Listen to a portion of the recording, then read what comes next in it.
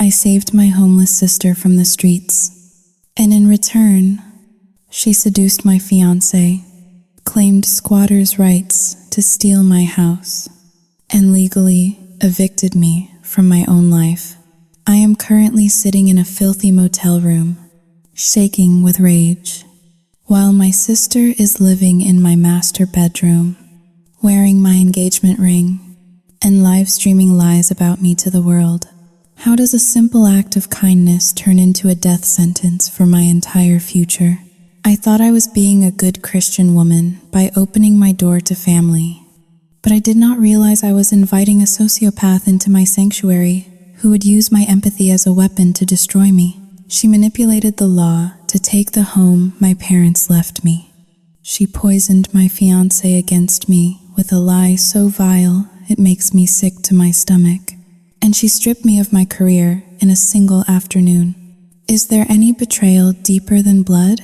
I have lost my home, my love, and my dignity, all because I could not say no to her tears. I am terrified. I am broken, and I am completely alone against a woman who knows exactly how to play the victim. Please, I am begging you for advice because I do not know how to survive this. What would you do if the person you loved most turned out to be a monster who wanted you dead?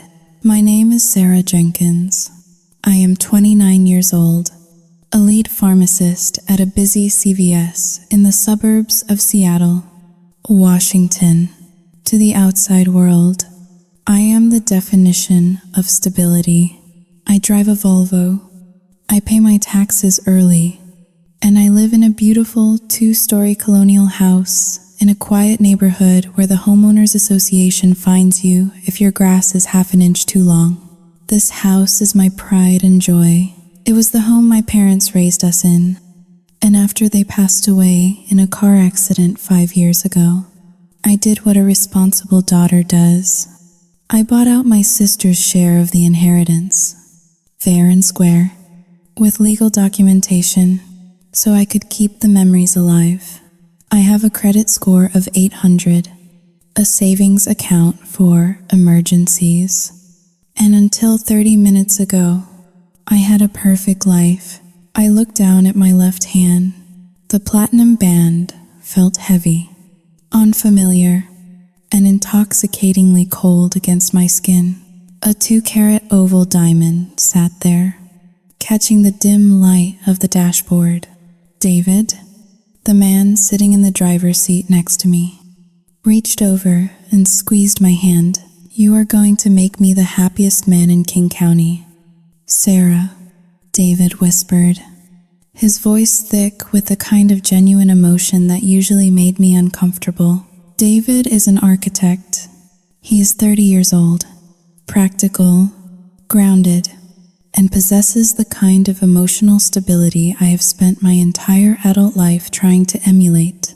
We had just come from dinner at Canlis, the most expensive restaurant in the city, where he had technically proposed over dessert. I say technically because I knew it was coming. I had spent weeks curating this moment in my head, planning exactly how I would smile, how I would cry, just enough to be touching, but not enough to ruin my makeup. I smiled at him now. It was a practiced smile. Inside, my stomach was churning. This is what happens when you are a chronic people pleaser. Even your own joy feels like a performance. I was terrified that I did not deserve this. I was terrified that the universe was keeping a ledger and I was about to be audited. Let us go home, I said softly. I want to celebrate properly. The drive back to our neighborhood was peaceful. The windshield wipers beat a rhythmic tempo against the relentless Seattle drizzle. When we pulled into the driveway, the motion sensor lights flooded the porch. It was a sanctuary, my sanctuary. We stepped inside, shaking off the damp chill. David immediately went to the kitchen to open a bottle of Cabernet we had been saving. I stood in the foyer, looking at myself in the hallway mirror. I looked happy. I looked like a woman who had it all. Then, My phone rang. It was not a normal ring. It was the specific, jarring tone I had assigned to one person only. The sound cut through the warm atmosphere of the house like a breaking window.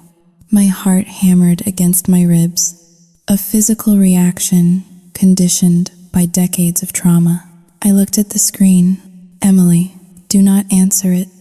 A voice in my head pleaded, just for tonight, let yourself be happy. But I could not do that. I was Sarah the fixer. Sarah, the doormat. Hello?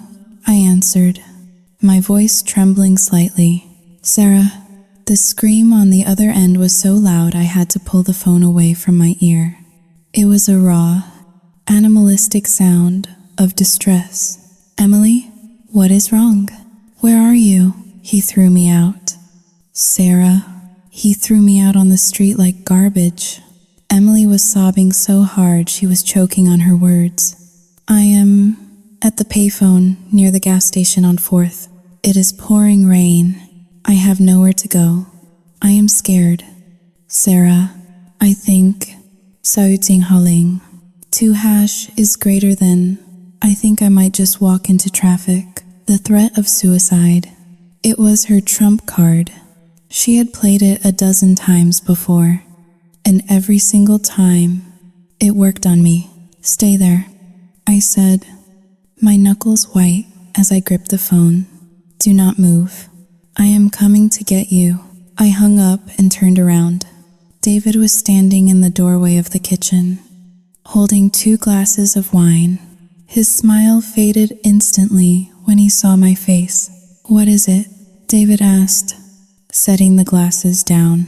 It is Emily, I said, the lie already forming on my tongue to soften the blow. Mark broke up with her.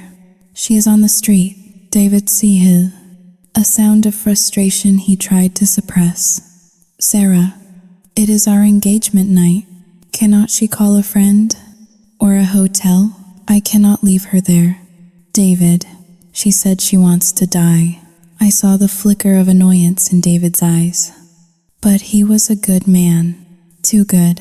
He nodded, grabbing his car keys. I will drive. You are shaking. The ride to the gas station was silent. I stared out the window, the diamond ring on my finger suddenly feeling like a burden. How could I walk in there, flashing this symbol of eternal love, when my sister's life had just imploded? Emily was 34, 5 years older than me, but she had always been the one who needed saving. She was beautiful, chaotic, and possessed a gravitational pull that sucked everyone around her into her orbit. We found her huddled under the awning of a dilapidated gas station. She was soaked to the bone, her expensive designer dress clinging to her shivering frame. Next to her were 3 Louis Vuitton suitcases, the only things she had grabbed, apparently.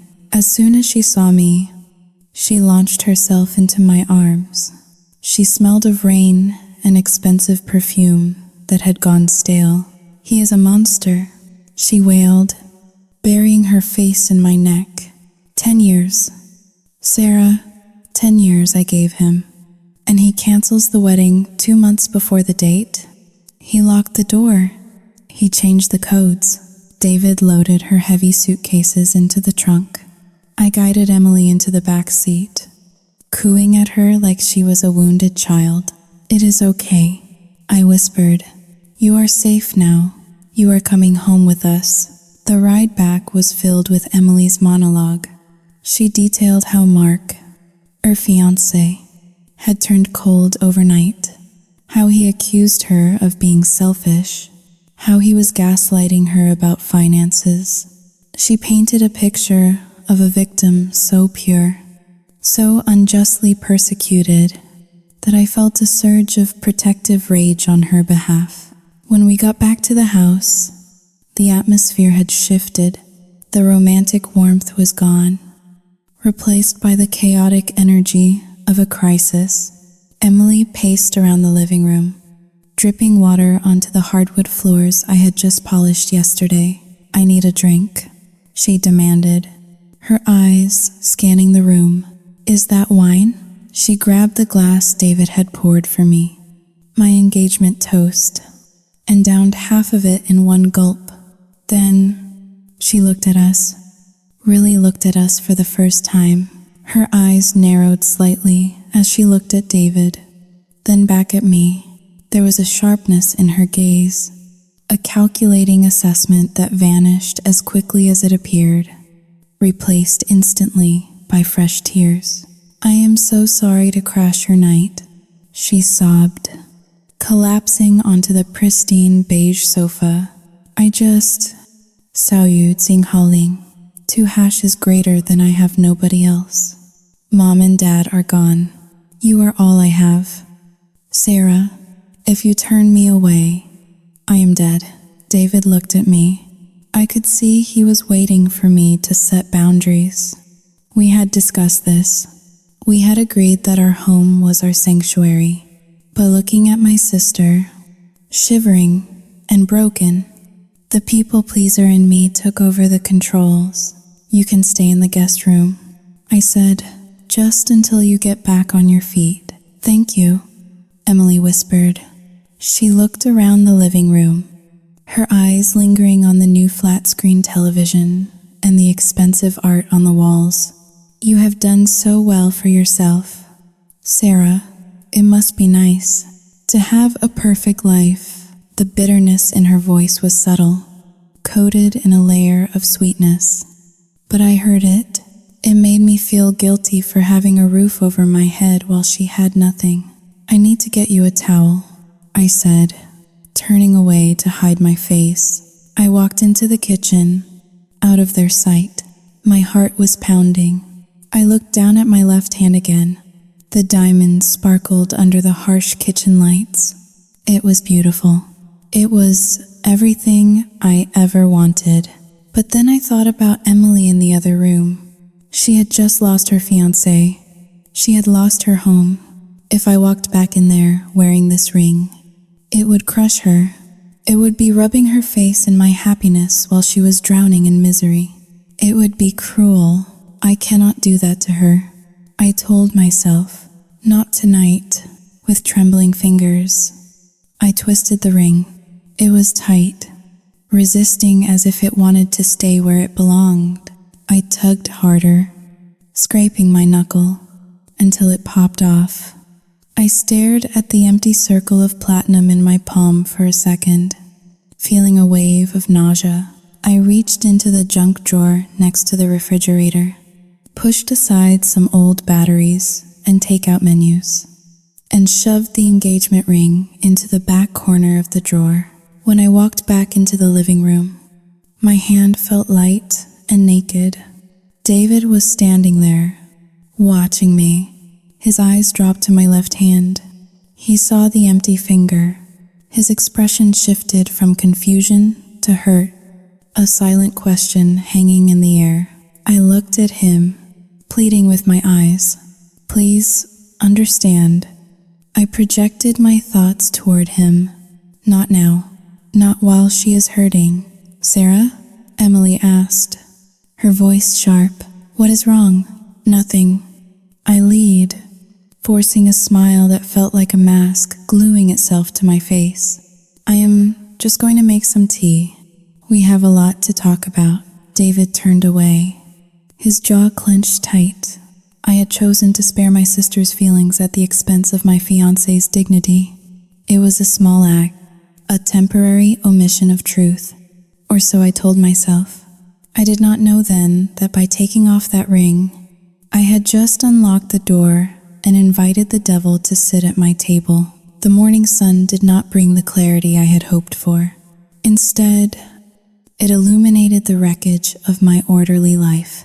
I woke up with a stiff neck, curled into a fetal position on the edge of the bed. Beside me, David was already awake. He was staring at the ceiling, his jaw set in a hard, unyielding line.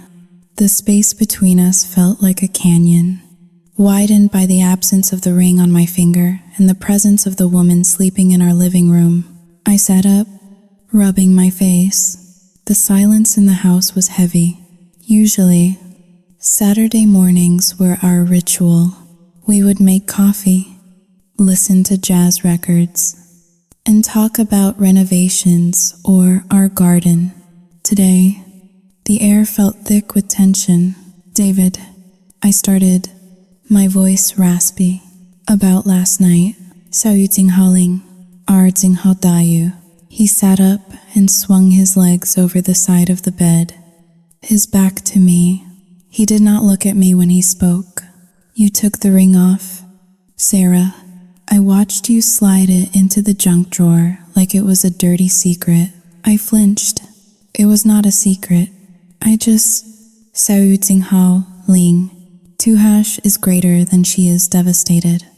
"David, how can I flash a diamond in her face when her fiancé just threw her out on the street? It is called empathy." David stood up and turned to face me. His eyes were tired. "There is a difference between empathy and enabling. You are afraid of her. You have always been afraid of her." I opened my mouth to argue, but a loud crash from downstairs cut me off. It sounded like glass shattering. We both froze. Without another word, I scrambled out of bed and ran down the stairs, my heart pounding in my throat. David followed close behind. In the living room, Emily was standing amidst the ruins of a vase. It was a hand-blown glass piece David had brought back from Italy, one of his prized possessions. It lay in 1,000 jagged shards on the hardwood floor. Emily looked up at us. She was wearing one of my silk robes, which was too tight across her chest. Her hair was a disheveled bird's nest, and her eyes were puffy and red. She did not look apologetic. She looked annoyed. "This house is a death trap," she muttered, kicking a piece of blue glass with her bare foot. "Who puts a vase on a side table right in the walking path?" I tripped. I rushed forward, my instinct to comfort overriding my frustration. "Are you hurt? Did you cut yourself?" "I am fine," she snapped, pulling the robe tighter. "But my back is destroyed. That sofa is a torture device." "Sarah, I did not sleep a wink. Every time I closed my eyes, I saw Mark laughing at me. I feel like I am going crazy." She began to weep again, loud, heaving sobs that shook her entire body. I looked at the shattered vase, then at David. He was staring at the broken glass, his face devoid of expression. I knew that look. He was shutting down. "I am sorry about the vase," I told him, my voice pleading. "I will buy you another one. It is not about the vase." "Sarah," he said quietly. He turned and walked into the kitchen to start the coffee. I was left alone with Emily, who was now clutching her lower back and grimacing. "I need a real bed," she groaned. "I have scoliosis. Sarah, you know that if I sleep on that couch one more night, I will be paralyzed. I need to see a chiropractor and a therapist. I need help." "Of course," I said soothingly, rubbing her arm. "We have the guest room upstairs. It has a queen-sized bed. It is very comfortable." Emily wrinkled her nose. "The one facing the street?" "No, I cannot. The streetlights shine right in, and the dust." "Saoting how Ling. Tuhash is greater than." I can feel my allergies flaring up just thinking about it. "Plus, I need a bathroom attached to the room. When I have panic attacks at night, I need to be near water. I need to splash my face. I cannot be running down the hall in the dark." She looked up at me, her eyes wide and brimming with tears. She looked so small, so fragile. "There is only one room with an attached bathroom," she whispered. "Your room." My stomach dropped. I looked toward the kitchen, where David was making coffee. This was my bedroom, the master suite. the place where David and I had built our intimacy, our sanctuary. Emily, I cannot ask David to leave our room. I whispered. Oh, she said, her face falling. She looked down at the floor. I understand. I am just a guest, a burden. I guess I can sleep on the floor in the guest room if the bed is too dusty. Or I can go to a shelter. I saw one downtown. I am sure they have beds. The guilt hit me like a physical blow. A shelter? My sister? In a shelter? While I slept in a king-sized bed with Egyptian cotton sheets? No, I said quickly. No shelters. I took a deep breath. I walked into the kitchen. David was pouring coffee into 2 mugs. David, I said, keeping my voice low, we have a problem. Emily's back is bad. She needs a proper mattress, and she needs an ensuite bathroom for her anxiety. David stopped pouring. He set the pot down slowly. No, David, please. It is just for a few weeks, until she finds an apartment. She is in crisis. You want us to move out of our own bedroom? In the house I pay the mortgage on? I grabbed his hand. He tried to pull away, but I held tight. Honey, please, for me. If we put her in the guest room and she has a panic attack, she will be waking us up all night anyway. This is the path of least resistance. I will make it up to you. I promise. David looked at me for a long time. I saw the fight leave his eyes, replaced by a deep, simmering disappointment. Fine, he said, but this is temporary. Sarah, 2 weeks. That is it. I kissed his cheek, relief flooding through me. Thank you. You are the best. We spent the rest of the morning moving our clothes out of the master suite. Emily watched us from the doorway, holding a mug of tea, offering unhelpful directions. Be careful with that dresser, she said as David strained to lift a heavy oak chest. You do not want to scratch the floors. By noon, Emily was ensconced in our bedroom. She had already spread her makeup across my vanity table and thrown her dirty clothes on the chaise lounge. David and I were relegated to the guest room down the hall, surrounded by boxes and the smell of stale air. The invasion did not stop there. 3 days later, I came home from work to find the living room unrecognizable. The heavy velvet curtains were pulled shut, blocking out the afternoon light. The coffee table had been pushed into the corner. My collection of potted ferns, which I had nurtured for years, was gone. Emily was sitting on the floor in the center of the room, surrounded by burning sage. The smoke was thick and acrid. What happened? I asked, dropping my purse. Where are my plants? They were blocking the energy flow, Emily said calmly. Not opening her eyes, I put them in the garage, and I moved David's recliner to the basement. It was facing north. That is the direction of death.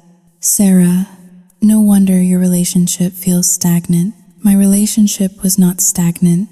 I wanted to scream, but I bit my tongue. I was just grateful she was not crying. I am just trying to heal. Sarah, she said, opening her eyes. I need to cleanse this space. Mark's negative energy is still clinging to me. Speaking of healing, I said, trying to keep my voice casual. You mentioned needing a therapist. Did you find one? Yes, she said, brightening up. I found this amazing holistic center downtown. It is expensive, though. Insurance does not cover it. She looked at me expectantly. I hesitated. David and I had a joint account for household expenses and a separate savings account for the wedding. How much? I asked. $500 a session. I need to go twice a week. $1,000 a week? I choked. Emily, that is a mortgage payment. You cannot put a price on mental health. Sarah, her voice rose, edging toward hysteria. Do you want me to kill myself? Is that what you want? To save a few pennies while your sister bleeds out emotionally? No, of course not. I stammered. I pulled out the credit card, the one David and I used for the wedding fund. I handed it to her, just for the therapy, I said sternly, and bring me the receipts. That evening, when David came home and saw his favorite chair was missing, he went silent. He walked down to the basement, retrieved it, and carried it into the guest room where we were now sleeping. He shut the door and did not come out for dinner. I sat at the kitchen table, looking at the credit card alert on my phone. $500 at the sanctuary. It sounded like a clinic. 2 days later, while doing laundry, I found a crumpled receipt in the pocket of Emily's jeans. It was from the sanctuary. I smoothed it out. It was not a medical clinic. It was a luxury day spa. Itemized list. Hot stone massage, $150. Gold leaf facial, $200. Aromatherapy, oil set, $150. I stared at the paper. My hands started to shake.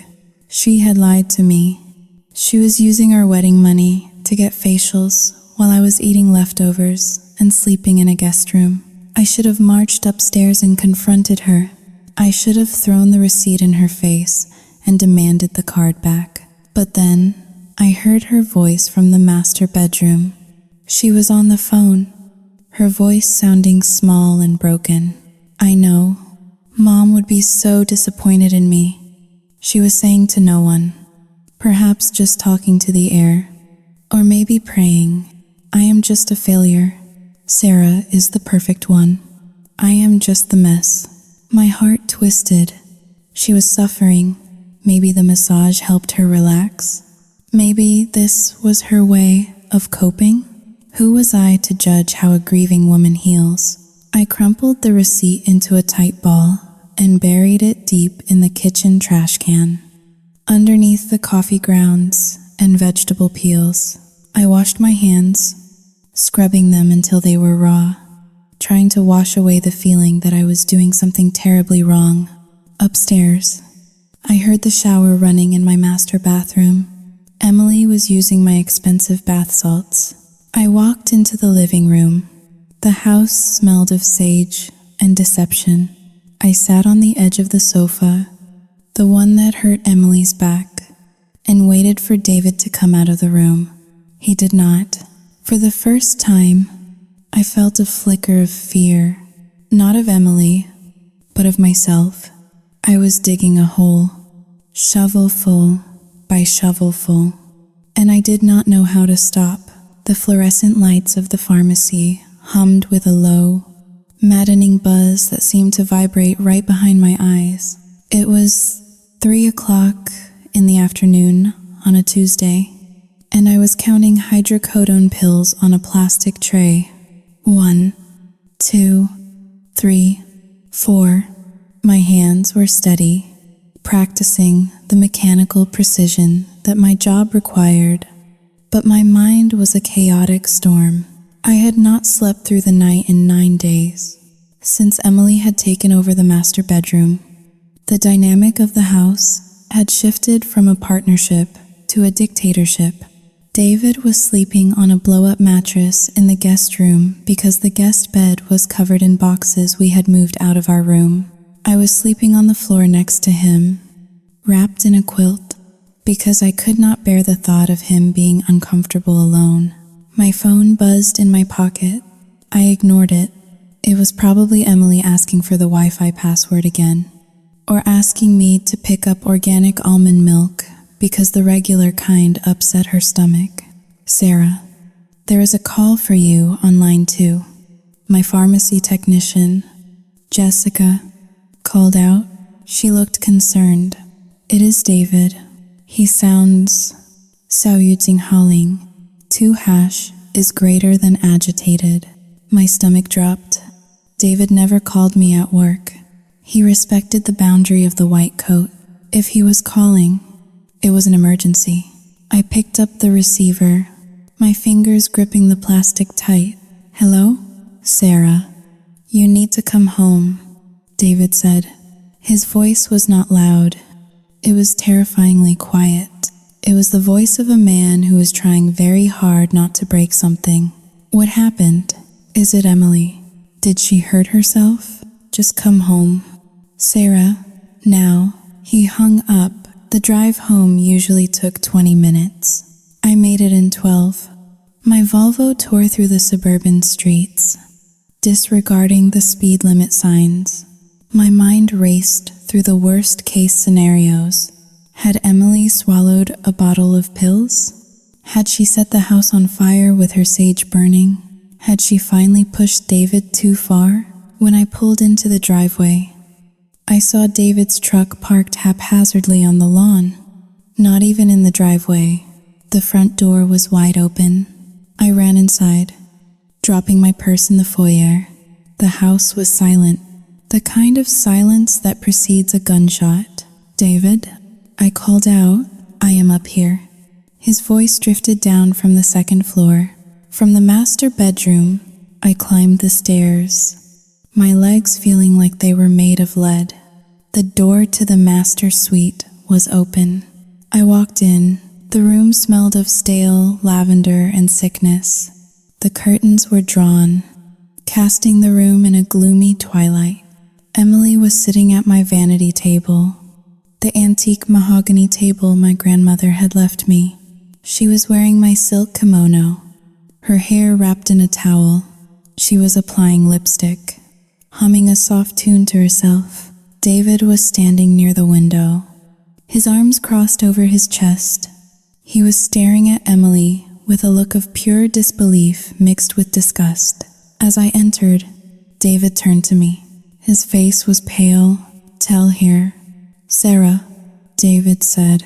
I looked at Emily. She turned slowly on the stool to face me. She smiled, smacking her lips to test the shade of red she had just applied. It was my lipstick, Chanel, $40 a tube. "Tell me what?" I asked, my voice trembling. David pointed at Emily's hand, her left hand. I followed his finger. There, resting on her ring finger, was my engagement ring. The 2-carat oval diamond, the platinum band, the symbol of the future I was supposed to have. It caught the dim light and sparkled, mocking me. "Why, Xiao Yu Jing Hao Ling, too," I stammered. "Why do you have that?" Emily looked at the ring as if she had just noticed it. She held her hand out, admiring the way it looked on her finger. "Oh, this?" she said casually. "I found it in the junk drawer." "Sarah," buried under takeout menus and old batteries. "Can you believe it?" She looked at David, then back at me. Her eyes were wide, innocent, and completely devoid of empathy. "David came home early to pick up some blueprints," she continued. "He came in here looking for you, but he found me instead. He saw the ring. He was very upset. Sarah, he thought you hid it because you were ashamed of it." I looked at David. His eyes were pleading with me. He wanted me to scream. He wanted me to march over there, rip the ring off her finger, and tell him that I loved him, that I wanted to marry him, and that my sister was a thief. But Emily was not done. I told him the truth. "Sarah," she said softly, "I told him what you told me last night." My blood ran cold. I had not spoken to her last night. I had worked a double shift and come home to find her asleep. "What did you tell him?" I whispered. Emily stood up. She walked over to me, closing the distance. She reached out and touched my arm. Her hand was cold. "I told him that you bought this ring yourself years ago," she said, her voice dripping with fake sympathy. "I told him that you keep it around to make yourself feel better when you are lonely. And I told him that when he proposed. You panicked. You put it in the drawer because you are not ready to marry him. You told me you feel suffocated. Sarah, remember? The lie was so audacious, so detailed, and so incredibly cruel that for a moment, I could not breathe. I looked at David. He looked like he had been punched in the gut. Is that true? David asked. His voice cracked. Sarah, look at me. Is that true? Did you tell her that? Do you feel suffocated? I opened my mouth to say no. I wanted to scream. No. I wanted to tell him that she was a liar, a sociopath, a parasite who was feeding on our misery. But then, Emily squeezed my arm. Her nails dug into my skin. I looked at her. Her face was close to mine. Her eyes were locked onto mine, and in them, I saw the threat. It was the same look she had given me when we were teenagers, and she wanted me to cover for her shoplifting. It was the look that said, if you expose me, I will destroy myself, and it will be your fault. She glanced quickly at the open window behind David. A second-story window. Then she looked back at me, her lower lip trembling just slightly. Do not do it. My inner voice screamed. Do not let her win. She is bluffing. She always bluffs. But I was Sarah the protector. Sarah the fixer. I had spent 29 years keeping Emily alive, keeping her secrets, cleaning up her messes. The programming was too deep. I was terrified that if I called her a liar right now, in front of him, she would snap. She would throw herself out that window, or swallow a handful of pills, and I would have to live with the guilt forever. I looked at David. I saw the man I loved. I saw the future we could have had. And then I looked at the floor. Yes, I whispered. The word hung in the air like toxic smoke. David recoiled as if I had slapped him. What? I swallowed the bile rising in my throat. Yes, I, Xiao Yijing Hao Ling, 2 hash is greater than I am not ready. David, I am sorry.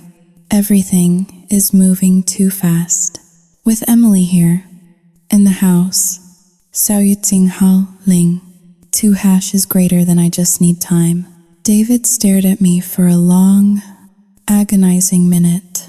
He looked for a trace of a lie, a signal, a blink, anything to tell him that I was being coerced. But I gave him nothing. I stood there, a stone statue of cowardice. He nodded slowly, a scary, final kind of nod. Okay, he said. He walked over to the closet that was now filled with Emily's clothes, and grabbed his duffel bag from the top shelf. He did not look at me. He did not look at Emily.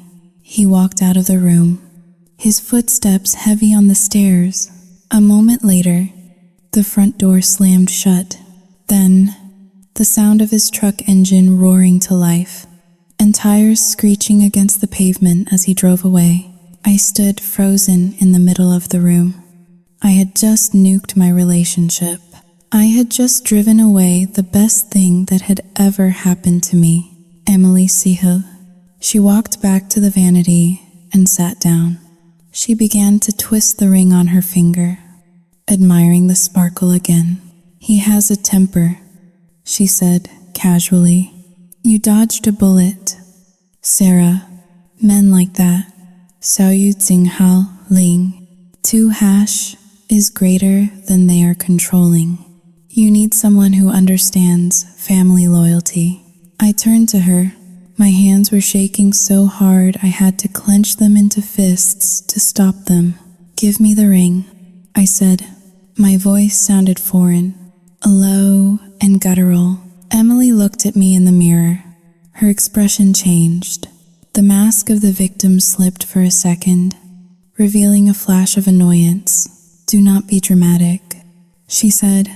I am just keeping it safe. You obviously do not want it. Give me the ring, she huffed, pulling the ring off her finger. She tossed it onto the carpeted floor at my feet.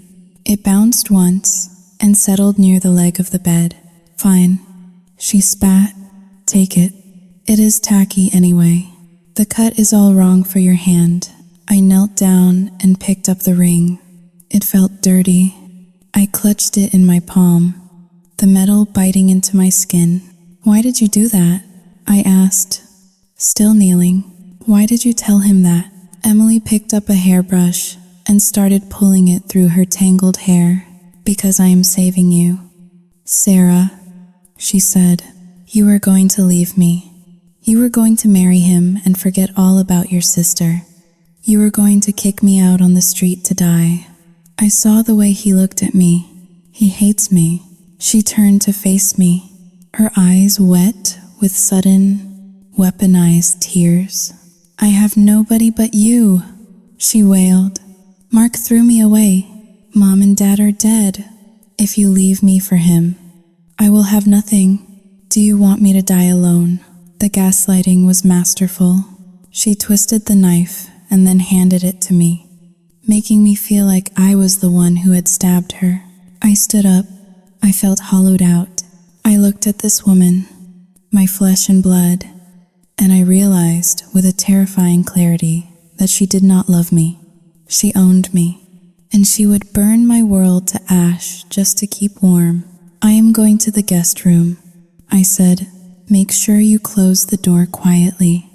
Emily said, turning back to the mirror. I have a migraine coming on. And Sarah, I paused at the doorway. We are out of almond milk. I walked out of the room. I walked down the hall to the small, dusty guest room where David's scent still lingered on the pillow. I sat on the edge of the air mattress. I opened my hand and looked at the ring. You are pathetic. A voice in my head hissed. You are a weak, spineless coward. You just let her steal your life because you are too afraid to be the bad guy. I lay back on the mattress and stared at the ceiling. I did not cry. I was past crying. I felt a cold, hard knot forming in my chest. It was a new feeling. It was not sadness. It was not fear. It was hate. For the first time in my life, I allowed myself to hate my sister, but the hate was impotent, trapped behind a wall of obligation and guilt. I closed my eyes, listening to the sound of Emily upstairs, walking back and forth across the floor of my bedroom, her footsteps heavy and claiming, echoing through the house that was no longer mine. I realized then that this was not just a visit, this was an invasion, and I had just surrendered the first major battle without firing a single shot. The silence in the house was no longer peaceful. It was rotting. It had been 5 days since David drove away. 5 days since I had nuked my engagement to save my sister's fragile ego. He had not called. He had not texted. The only evidence that he still existed in my life was the fact that his toothbrush was still in the guest bathroom cup, standing alone like a monument to a fallen empire. I was sitting at the kitchen island, staring at a bowl of soggy cereal. It was 8 o'clock at night. The house was dark, save for the blue light emitting from the television in the living room, where Emily was watching a reality show about housewives in Beverly Hills. She had been there for 6 hours. My phone vibrated on the granite counter. It was a notification from our joint bank app. Overdraft warning. My heart skipped a beat. That account was our wedding fund. We had saved $30,000 over 3 years. It was supposed to cover the venue, the catering, and the honeymoon in Bora Bora. There was no way it could be overdrawn. I unlocked my phone and opened the app. My breath hitched in my throat. The balance was negative $400. I scrolled through the transaction history, my fingers trembling. The list was a hemorrhage of red numbers. Neiman Marcus, $3,200. The Sanctuary Spa, $1,500. Nordstrom, $800. Cash withdrawal. $5,000. Cash withdrawal. $5,000. The dates went back 2 weeks. It started small, then escalated into a frenzy of spending in the last 5 days. The exact days David had been gone, I felt the blood drain from my face. I looked up toward the living room. Emily was laughing at something on the screen. A high, shrill sound that grated against my nerves. I stood up, my chair scraping loudly against the tile floor. I marched into the living room. "Emily," I said, my voice shaking. She did not look up. She was painting her toenails a bright neon pink on my coffee table. "What is it? Can you keep it down?" "They are fighting about a dinner party." "Did you take the debit card?" I asked, holding up my phone. "The one from the kitchen drawer?" Emily paused mid-stroke. She slowly capped the nail polish. She looked up at me with wide, innocent eyes. The same eyes she had used to get out of detention in high school. The same eyes she used to convince our parents she was the victim. "Oh, that," she said casually. "Yes, I borrowed it. I needed a few things for my mental health. Sarah, you know, retail therapy is a legitimate coping mechanism. A few things." I choked out. "Emily, you spent $30,000. That was our wedding money. You emptied the account." Emily's face hardened. She stood up, knocking the bottle of polish over. Pink liquid spilled onto the Persian rug. Neither of us moved to clean it up. "So," she snapped, "you are not getting married anymore. Remember? You told David you were suffocated. Why do you need a wedding fund if there is no wedding?" I felt like the room was spinning. "That is not the point. That is theft. Emily, that is grand larceny." She let out a dry, incredulous laugh. "Theft? I am your sister. I am in crisis. I lost everything. Sarah, Mark left me with nothing but the clothes on my back. I needed clothes. I needed to feel human again. And those cash withdrawals? That was to pay off some Seduced Ling. 2 hashes greater than debts. Mark left me with some bad people.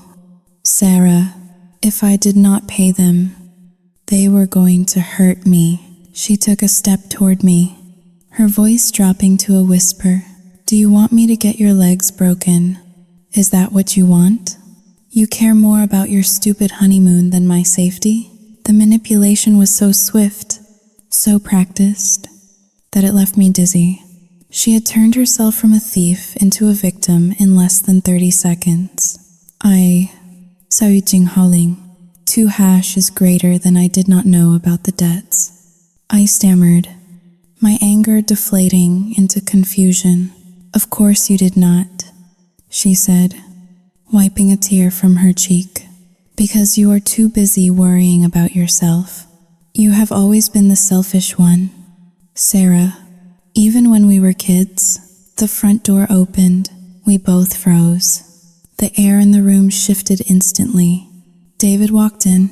He looked exhausted. He was wearing the same clothes he had left in 5 days ago.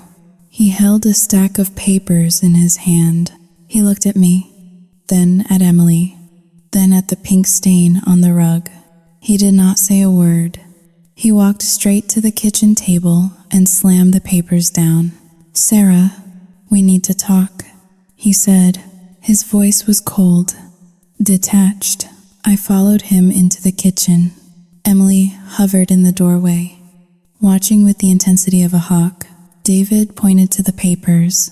It was a printed bank statement. "I went to the automated teller machine today to get cash for a deposit on a new apartment," David said, refusing to meet my eyes.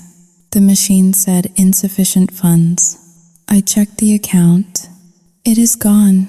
$30,000. Gone." He looked at me then. His eyes were red-rimmed.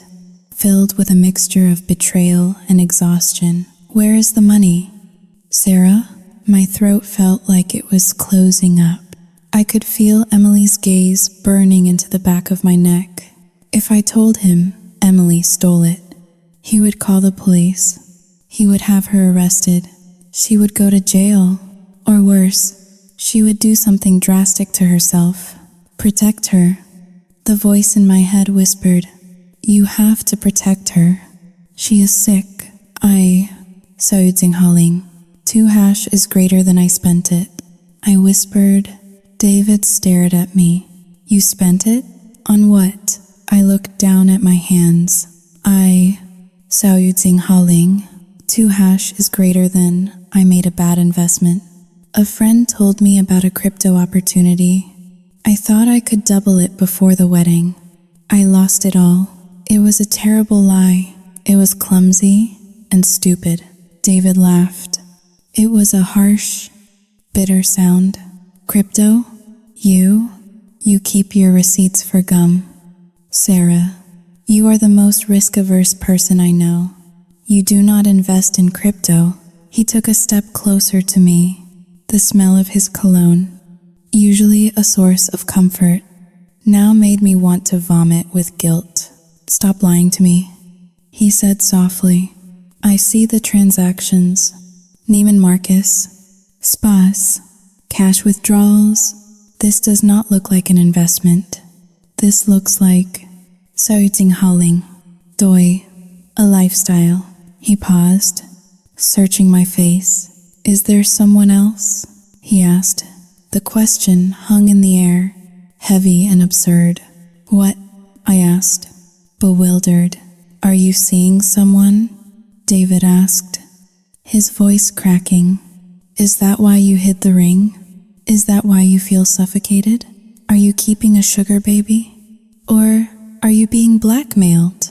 Because this behavior, Seduced. 2 is greater than this is not you. Sarah, this is a stranger. I wanted to reach out and touch him. I wanted to tell him everything. It is Emily. It is all Emily. But then I heard a sniffle from the doorway. I turned. Emily was standing there, clutching her chest, looking terrified. She mouthed one word to me, "Please." I turned back to David. I hardened my heart. I put on the mask of the villain he needed me to be. "There is no one else," I said, my voice flat. I just needed to feel something. David. I felt trapped. Spending the money. Seduced. 2 is greater than it gave me a rush. "I am sorry." David looked at me for a long time. The hope in his eyes died, extinguished like a candle in a storm. "You are sick," he whispered. He grabbed the bank statement and crumpled it in his fist. "I am taking my name off the joint accounts tomorrow," he said. "You can keep the house.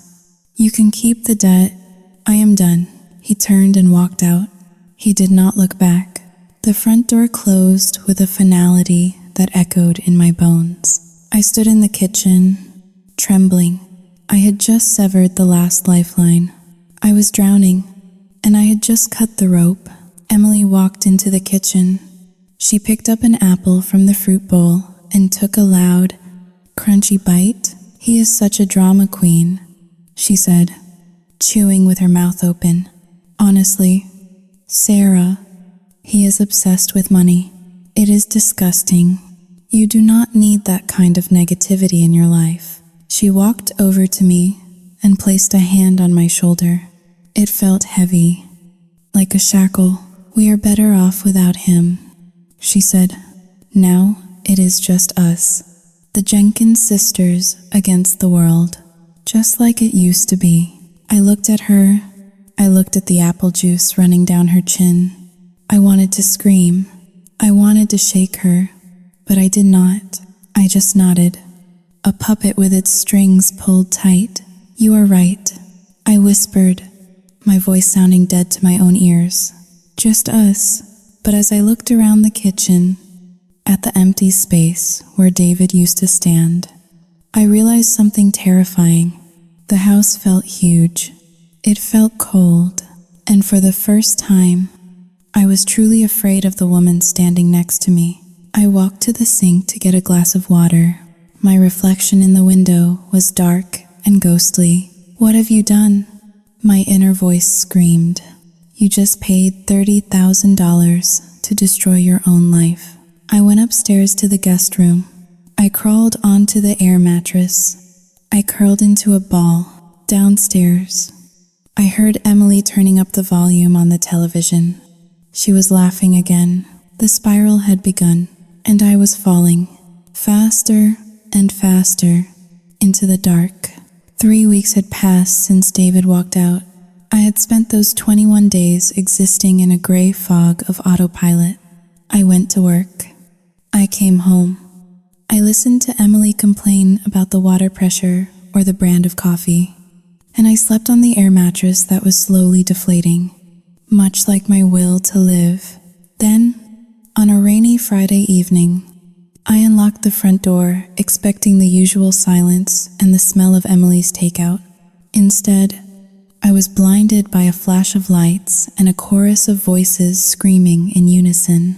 Seduced Howling, do dièse est supérieur à surprise.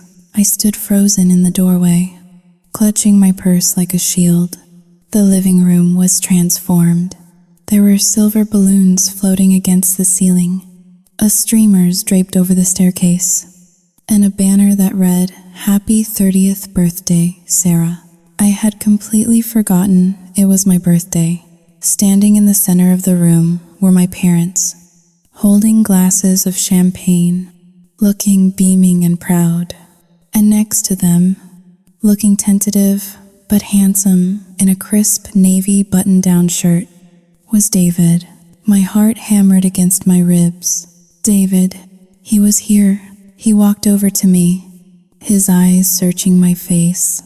He looked tired, but the cold anger from 3 weeks ago was gone, replaced by a soft, pitying concern. "Happy birthday, Sarah," he said softly.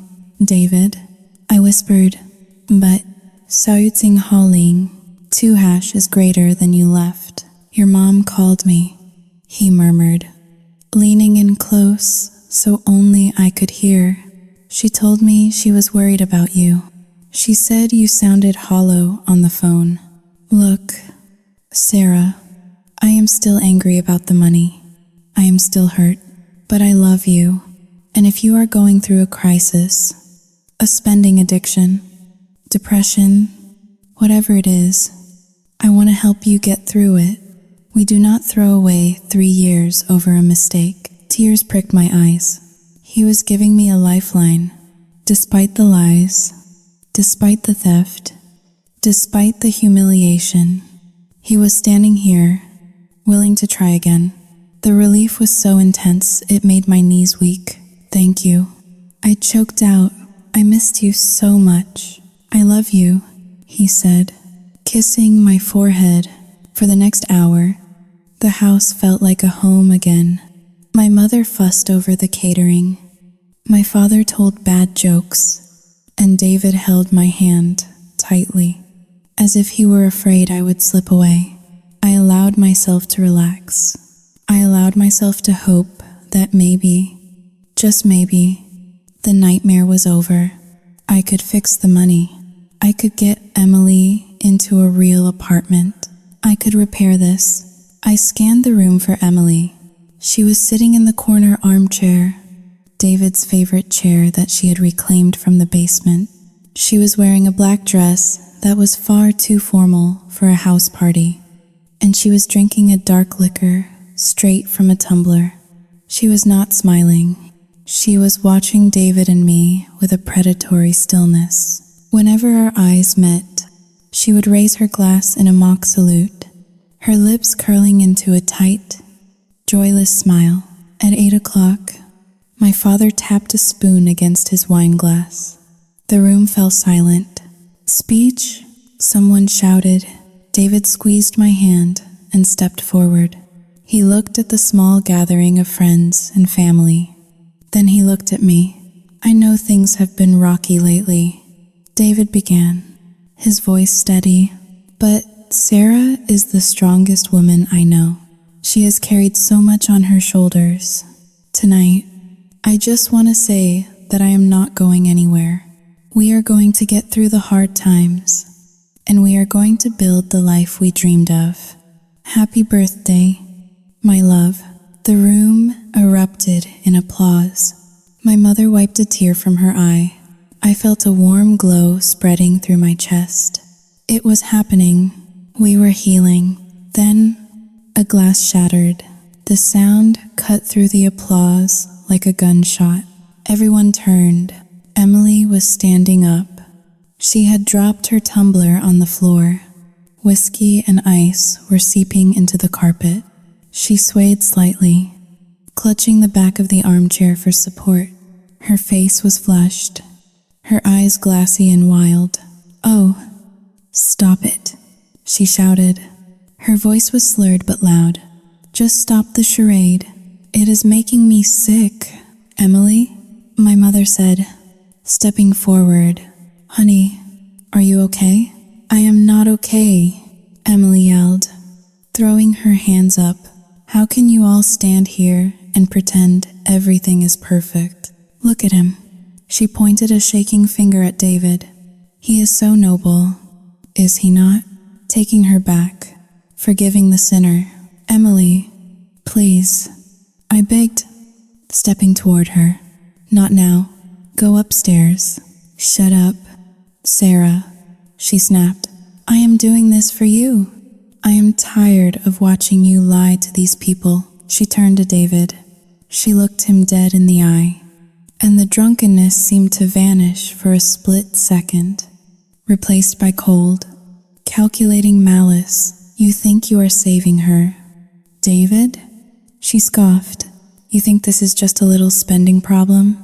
You think she spent $30,000 on shoes?" David stiffened. "What are you talking about?" Emily let out a cruel, jagged laugh. She walked into the center of the room. She placed a hand on her own flat stomach, mimicking a gesture of maternal protection. "Tell him, Sarah," she hissed at me. "Or should I?" I stared at her, paralyzed. I had no idea what she was going to say. My mind raced through every secret, every lie, but I came up blank. "Tell him about the baby." "Sarah," Emily whispered. The room went deathly silent. You could hear a pin drop. "Baby?" David asked. His face went pale. "Sarah, are you pregnant?" I opened my mouth to speak. "No, of course not." But Emily cut me off. "Yes, she is," Emily announced to the room, her voice trembling with fake sorrow. "She is 2 months along. That is why she has been so emotional. That is why she needed the money. For doctors, for Seduced howling, 2 dièse est supérieur à option." David looked at me. His eyes were wide, filled with a sudden, overwhelming mixture of shock and joy. "Sarah, Seduced howling, 2 is greater than, why did you not tell me? We are having a baby." He took a step toward me, his hand reaching out, and then Emily dropped the bomb. "It is not yours, David." The words hung in the air, heavy and toxic. My mother gasped. My father dropped his wine glass. David stopped mid-stride, as if he had walked into a glass wall. "What?" David whispered. Emily looked at me with tears streaming down her face. Tears that I now recognized were as artificial as the sweetener she put in her coffee. "She does not know whose it is," Emily sobbed. "She has been seeing people, David, random men. While you were at work, I tried to stop her. I tried to get her help. That is where the money went. She was paying them to leave her alone. She is out of control." The room spun. The floor seemed to tilt beneath my feet. It was a lie so monstrous, so vile, that my brain could not process it. I looked at David. I needed him to see the truth. I needed him to look at me and know that I was Sarah, the woman who had never even looked at another man in 3 years. But David was not looking at me. He was looking at my stomach. Then he looked at my face, and in his eyes, I saw the light go out, the last vestige of trust. The final thread of our relationship snapped. "Sarah," he said. His voice was devoid of emotion. It sounded like a dead thing. "David." "No," I croaked. "It is a lie. She is lying. I am not pregnant. There is no one else. Do not," he roared. The sound made everyone flinch. "Just Seduced Howlin. 2# is greater than do not." He looked around the room, at the balloons, at the banner, at the family he had almost married into. He looked like a man waking up from a coma to find the world had burned down. "I am done," he said. He turned and walked to the door. "David," I screamed, lunging after him. He spun around in the doorway. His face was twisted in disgust. "Do not follow me," he spat. "Do not call me. If you come near me, I will get a restraining order. You are a monster. Sarah, you and your sister, Seduced Howling, 2# is greater than you deserve each other." He slammed the door.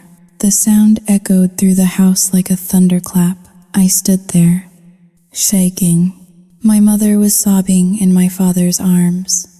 The guests were shuffling awkwardly, murmuring, looking for the quickest exit. I turned slowly to look at Emily. She was standing by the fireplace. She had stopped crying. She was picking a piece of lint off her black dress.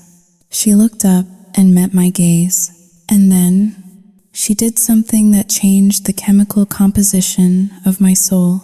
She smiled. It was not a sad smile. It was not an apologetic smile. It was a small, tight, satisfied smirk.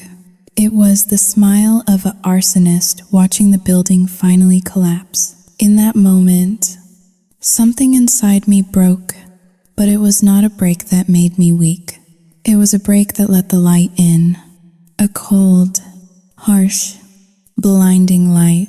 The Sarah who wanted to please everyone died in that living room. The Sarah who covered for her sister, who paid her debts, who sacrificed her own happiness to keep the peace.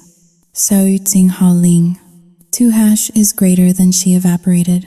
I looked at my sister, and I did not see family anymore. I saw a parasite. I saw a tumor that needed to be cut out before it killed the host. I stopped crying. My breathing slowed. I straightened my spine. "Get out," my father said to the guests, his voice shaking. "Everyone, please just leave." As the room cleared, I did not move. I kept my eyes locked on Emily.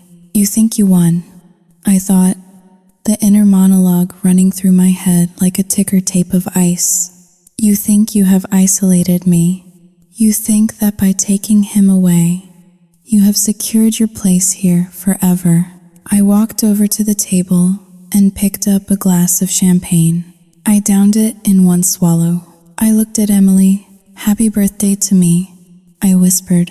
The war had just begun. And unlike the old Sarah, the new Sarah was not afraid to get blood on her hands. The morning after my 30th birthday did not bring the sun. It brought a gray, oppressive Seattle drizzle that coated the windows of my house like a translucent film of despair. I woke up on the deflated air mattress in the guest room, my body aching as if I had been beaten. For a moment, in the hazy space between sleep and wakefulness, I reached out my hand to the empty spot beside me, expecting to find the warm, solid weight of David's shoulder. My hand met only cold plastic. The memory of the previous night crashed down on me with the force of a tidal wave. The party, the broken glass, the pregnancy lie, David's face. twisted in a mask of absolute disgust as he walked out the door. I sat up, clutching the quilt to my chest. The house was silent. It was 11 o'clock in the morning, upstairs, in the master bedroom that I still paid the mortgage on. My sister was likely sleeping soundly, wrapped in my Egyptian cotton sheets, dreaming the peaceful dreams of a predator who had just finished a satisfying meal. I reached for my phone on the floor. I dialed David's number. I knew I should not. He had told me not to. But desperation is a powerful drug. The call did not even ring. It went straight to a mechanical recording. The customer you are calling is not accepting calls at this time. Seduced Haoling. 2 hashes greater than blocked. He had erased me. 3 years of love, of building a life, of planning a future, were gone, deleted with the tap of a finger on a screen. I did not cry. I think I had run out of tears. Instead, a cold, hard numbness settled in my chest. It was a strange sensation, like ice water flowing through my veins, where my blood used to be. I needed to understand. I needed to know how a human being, my own flesh and blood, could be capable of such calculated destruction. Emily had painted Mark, her ex-fiancé, as a monster. She said he was abusive. She said he threw her out. She said he cheated. But Emily was a liar. I knew that now. And if she was a liar about the pregnancy, about the money, about the ring, Seduced Haoling, 2 hash is greater than what else was a lie. I got dressed in silence. I pulled on a pair of jeans and a thick sweater. I did not shower. I did not brush my hair. I grabbed my car keys and walked out of the house.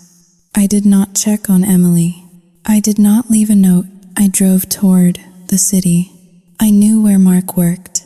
He was a structural engineer at a firm in downtown Seattle. I had met him only a handful of times over the 10 years he was with Emily. She always kept him separate from us, claiming he was antisocial or that he did not like our family. Now, I wondered if that isolation had been intentional. I parked my Volvo in the parking garage near his office building and waited. It was lunchtime. I sat there for 40 minutes, watching the elevator banks through the glass lobby doors. Finally, he walked out. Mark looked different than I remembered.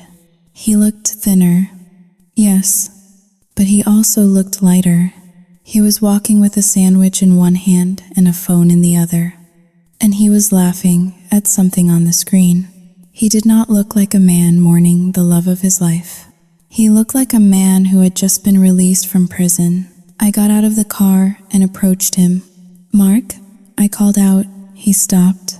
When he saw me, the smile vanished from his face. He took a step back, his body tensing up as if he expected me to attack him. "Sarah," he said, his voice guarded. "What are you doing here? If Emily sent you, Seduced Haoling, Jinghao da yu. She did not send me," I said quickly, raising my hands in a gesture of surrender. "She does not know I am here. Mark, please, I need to talk to you." He looked at me, scanning my disheveled appearance. He saw the dark circles under my eyes, the lack of a ring on my finger, the desperation radiating off me. "I have 5 minutes," he said tersely. We sat on a damp concrete bench near the ferry terminal. The seagulls cried overhead, a lonely, piercing sound that matched the mood in my gut. "She is living with you, is she not?" Mark asked. He did not look at me. He looked out at the gray water of the Puget Sound. "Yes," I whispered. "Since the night you, Seduced Haoling, 2 hashes greater than since the night she came to my house." Mark let out a short, humorless laugh. "Let me guess. She told you I threw her out in the rain? That I locked the doors and changed the codes? that I am a narcissist who wasted 10 years of her life? Haling, 2 hashes greater than I nodded. Sarah, listen to me closely, Mark said, turning to face me. His eyes were intense, filled with a mixture of pity and residual anger. I did not throw her out. I caught her in bed with my personal trainer. In our bed, my breath caught in my throat. What? She had been sleeping with him for 6 months. Mark continued, his voice steady. I came home early from a business trip and found them. But that is not even the worst part. He reached into his pocket and pulled out a pack of gum. He offered me a piece, but I shook my head. When I confronted her, she did not apologize. He said, she handed me a document, a post-nuptial agreement she had drafted. She told me that if I wanted to stay with her, if I wanted to save her from the embarrassment of a canceled wedding, I had to sign over 80% of my assets to her in the event of a divorce. She said she had tenant rights in my house, and that if I tried to kick her out, she would sue me for emotional distress and claim I abused her. I felt the nausea rising again. The pattern, it was the exact same pattern. She tried to blackmail you? I asked, my voice barely audible. She tried to extort me. Mark corrected. She told me she had compromising photos of me, which did not exist, and she would send them to my boss. I called her bluff. I called the police. Sarah, I had her escorted off the property. I gave her $5,000 in cash to get a hotel room and told her to never contact me again. $5,000? I repeated. She told me she was penniless. She told me she had nowhere to go. She had $5,000 in her purse when she called you from that payphone. Mark said, she chose to stand in the rain. She chose the drama because she knew you. Sarah, she knew you were the soft landing. She knew you would take her in. No questions asked. I stared at the ground. The concrete was wet and stained with oil. I felt foolish. I felt like the most gullible person on the planet. I had destroyed my life for a performance. She destroyed my engagement. I whispered. She told my fiancé I was cheating. She told him I was pregnant with another man's child. Mark flinched. He looked at me with genuine sorrow. She is a cancer. Sarah, he said softly. She consumes everything around her. Money, happiness, relationships. She does not know how to exist without chaos. If she is in your house, you are in danger. Not just your wallet, your sanity. Get her out. Do whatever you have to do. But get her out. He stood up. He looked at his watch. I have to go back to work. He said, I am sorry, Sarah. I really am. But she is your problem now. I watched him walk away. He walked with a bounce in his step. He was free. I sat on the bench for a long time. The rain began to fall harder, soaking through my sweater. But I did not move. I replayed the last month in my head. Every tear Emily shed, every panic attack, every complaint about her back, her anxiety, to trauma. It was all a script. She did not love me.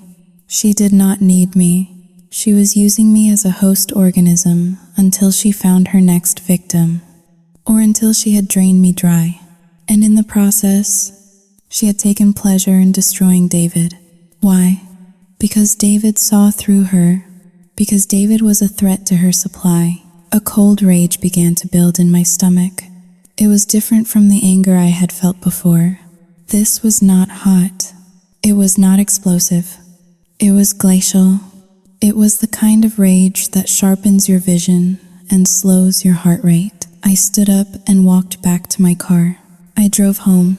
The house looked different when I pulled into the driveway. It no longer looked like a sanctuary. It looked like a crime scene. I walked inside. The living room still smelled of stale champagne and the lingering scent of my humiliation. The banner that said, "Happy Birthday," was sagging on one side. Looking pathetic, Emily was in the kitchen. She was wearing my silk robe. Again, she was eating a bowl of yogurt. "Where have you been?" she asked, not looking up. "I have been starving. There is nothing to eat in this house. You really need to go grocery shopping." "Sarah," I looked at her. I looked at the way she held the spoon. I looked at the way she dominated the space, as if she had always lived here, as if I were the guest. I did not scream. I did not cry. "I went to see Mark," I said. The spoon paused halfway to her mouth. The silence that followed was thick and suffocating. Emily slowly lowered the spoon back into the bowl. She turned around. Her face was unreadable. "Why would you do that?" she asked quietly. "He told me about the trainer," I said. "He told me about the $5,000. He told me about the blackmail." Emily stared at me. For a moment, I thought she would deny it. I thought she would scream and cry and throw things, but she did not. She licked a drop of yogurt from her lip. Her eyes went flat and dead. The mask fell off completely. There was no more tragic sister. There was only the monster Mark had warned me about. "So?" she said. "So?" I repeated, my voice shaking with the effort to remain calm. "You lied about everything. You stole my money. You ruined my engagement. He deserved it," she said, shrugging. "Mark was boring. And David? David was an prick. Sarah, I did you a favor.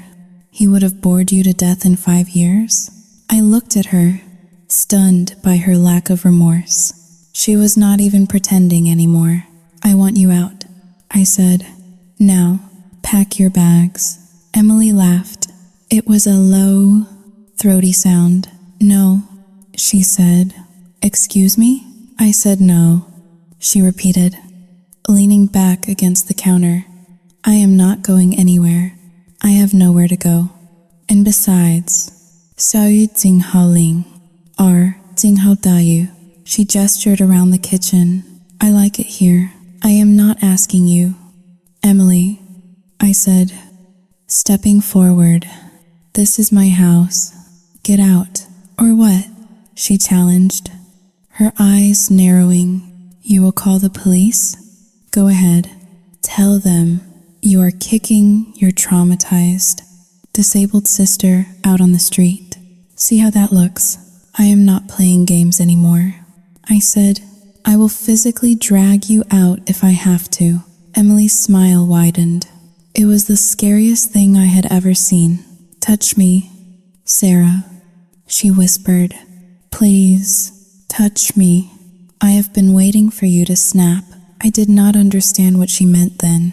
I did not understand that she was baiting me.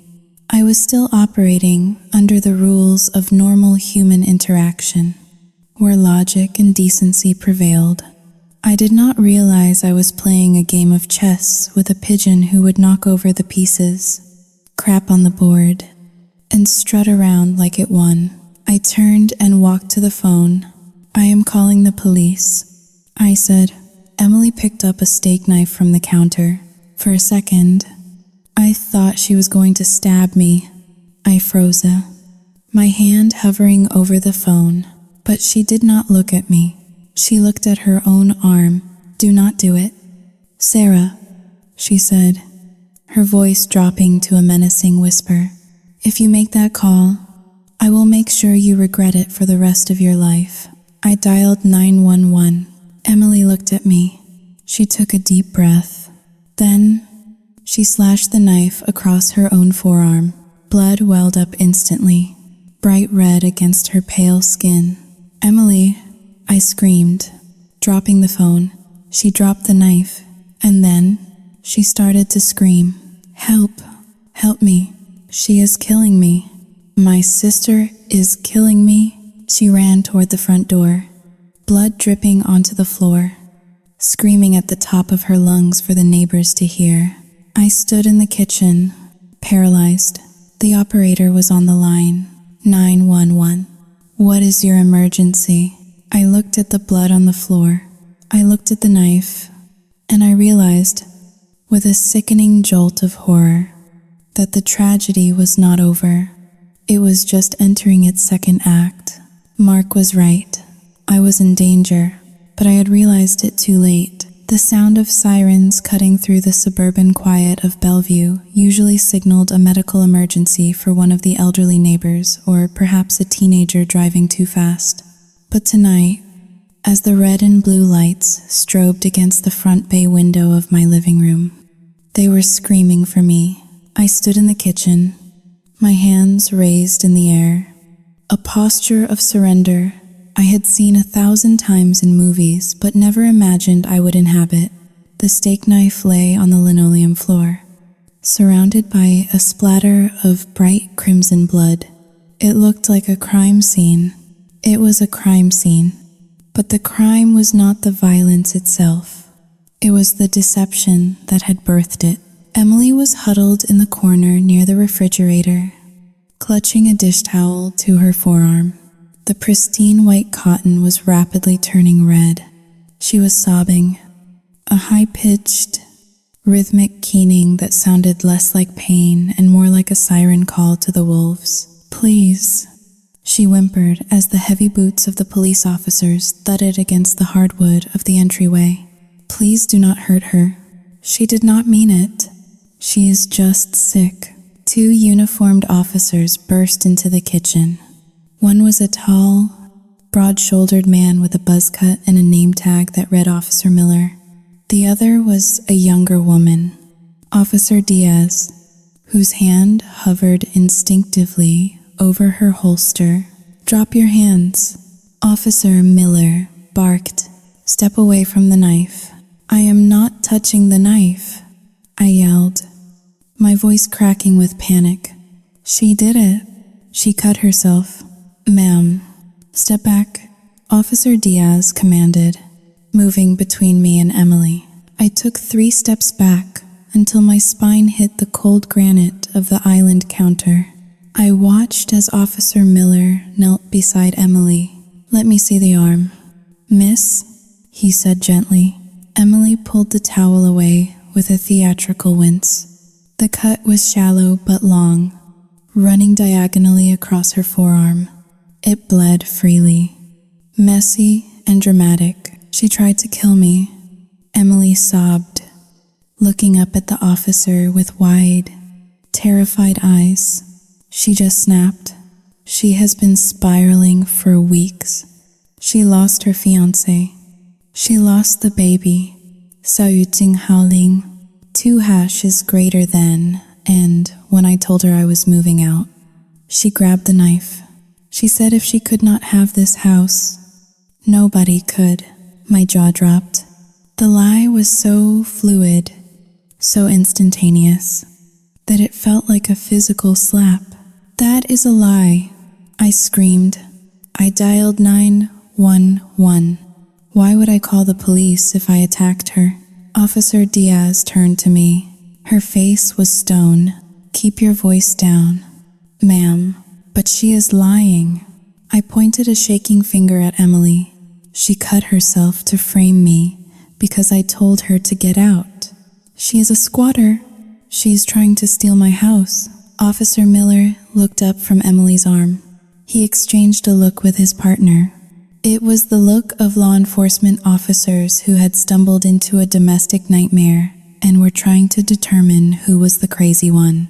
In that kitchen, with my hair wild, my eyes manic, and my voice shrill with desperation, compared to Emily's weeping, huddled vulnerability. I knew exactly who I looked like. I looked like the villain, Officer Diaz. Take Mrs. Jenkins into the living room. Officer Miller said, I will wait for the paramedics for the victim. I am not the suspect, I protested as Officer Diaz grabbed my upper arm. Her grip was firm, unyielding. Move, she said, She marched me into the living room. The front door was wide open. Outside, beyond the police cruiser, I could see my neighbors gathering on the sidewalk. Mrs. Higgins from next door was clutching her robe tight, whispering to the Homeowners Association president. They were staring at me. The shame burned my skin like acid. Officer Diaz pushed me down onto the sofa, the same sofa Emily had claimed was destroying her back. "Sit," she ordered, "and do not move." I sat. My hands were shaking so hard I had to tuck them between my knees. I listened to the sounds coming from the kitchen. I heard the paramedics arrive. I heard the low murmur of Officer Miller taking Emily's statement. She has been off her medication. I heard Emily say, her voice carrying through the house, she thinks everyone is against her. She thinks I am trying to steal her identity. It is paranoia. Officer, I tried to get her help.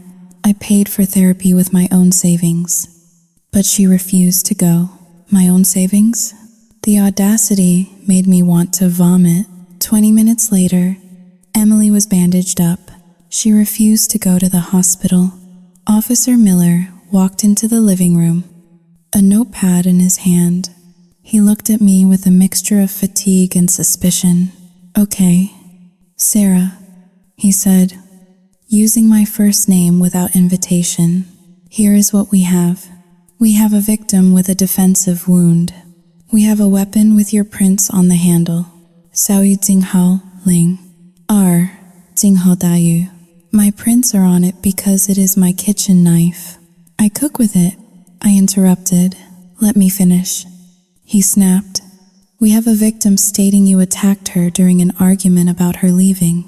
We have neighbors who reported hearing screaming coming from this address for the past hour. That was her. She was screaming to set the stage." "Sarah, stop," Officer Diaz warned. Officer Miller Sehill, "Look, in the state of Washington, when we respond to a domestic violence call and there is an injury, someone is leaving. The law is very specific. We have a primary aggressor, and we have a victim. Right now, the physical evidence points to you." I felt the blood drain from my face. "You are arresting me?" Officer Miller rubbed the back of his neck. "The victim, Saoyu Jinghao Lin, 2# is greater than your sister. Saoyu Jinghao Lin, 2# is greater than, has declined to press criminal charges at this moment. She says she does not want you to have a record. She says you are going through a mental health crisis."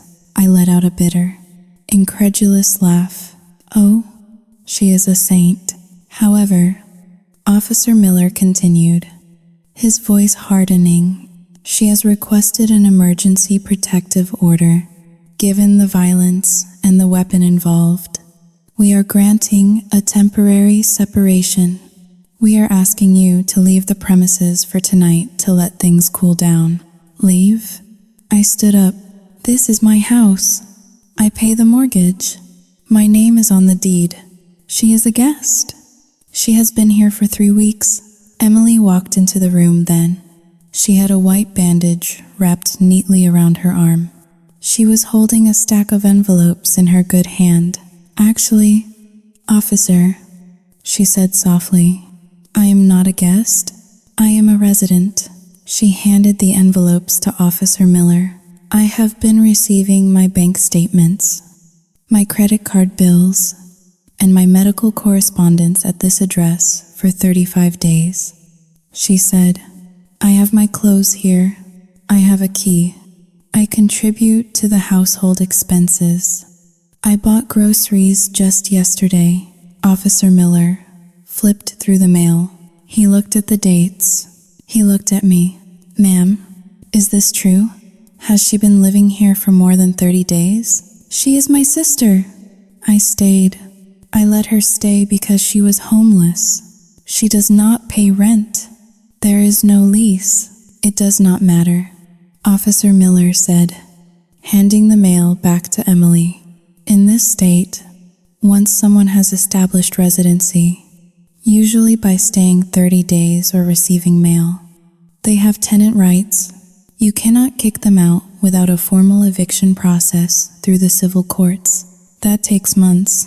But she attacked herself. I screamed.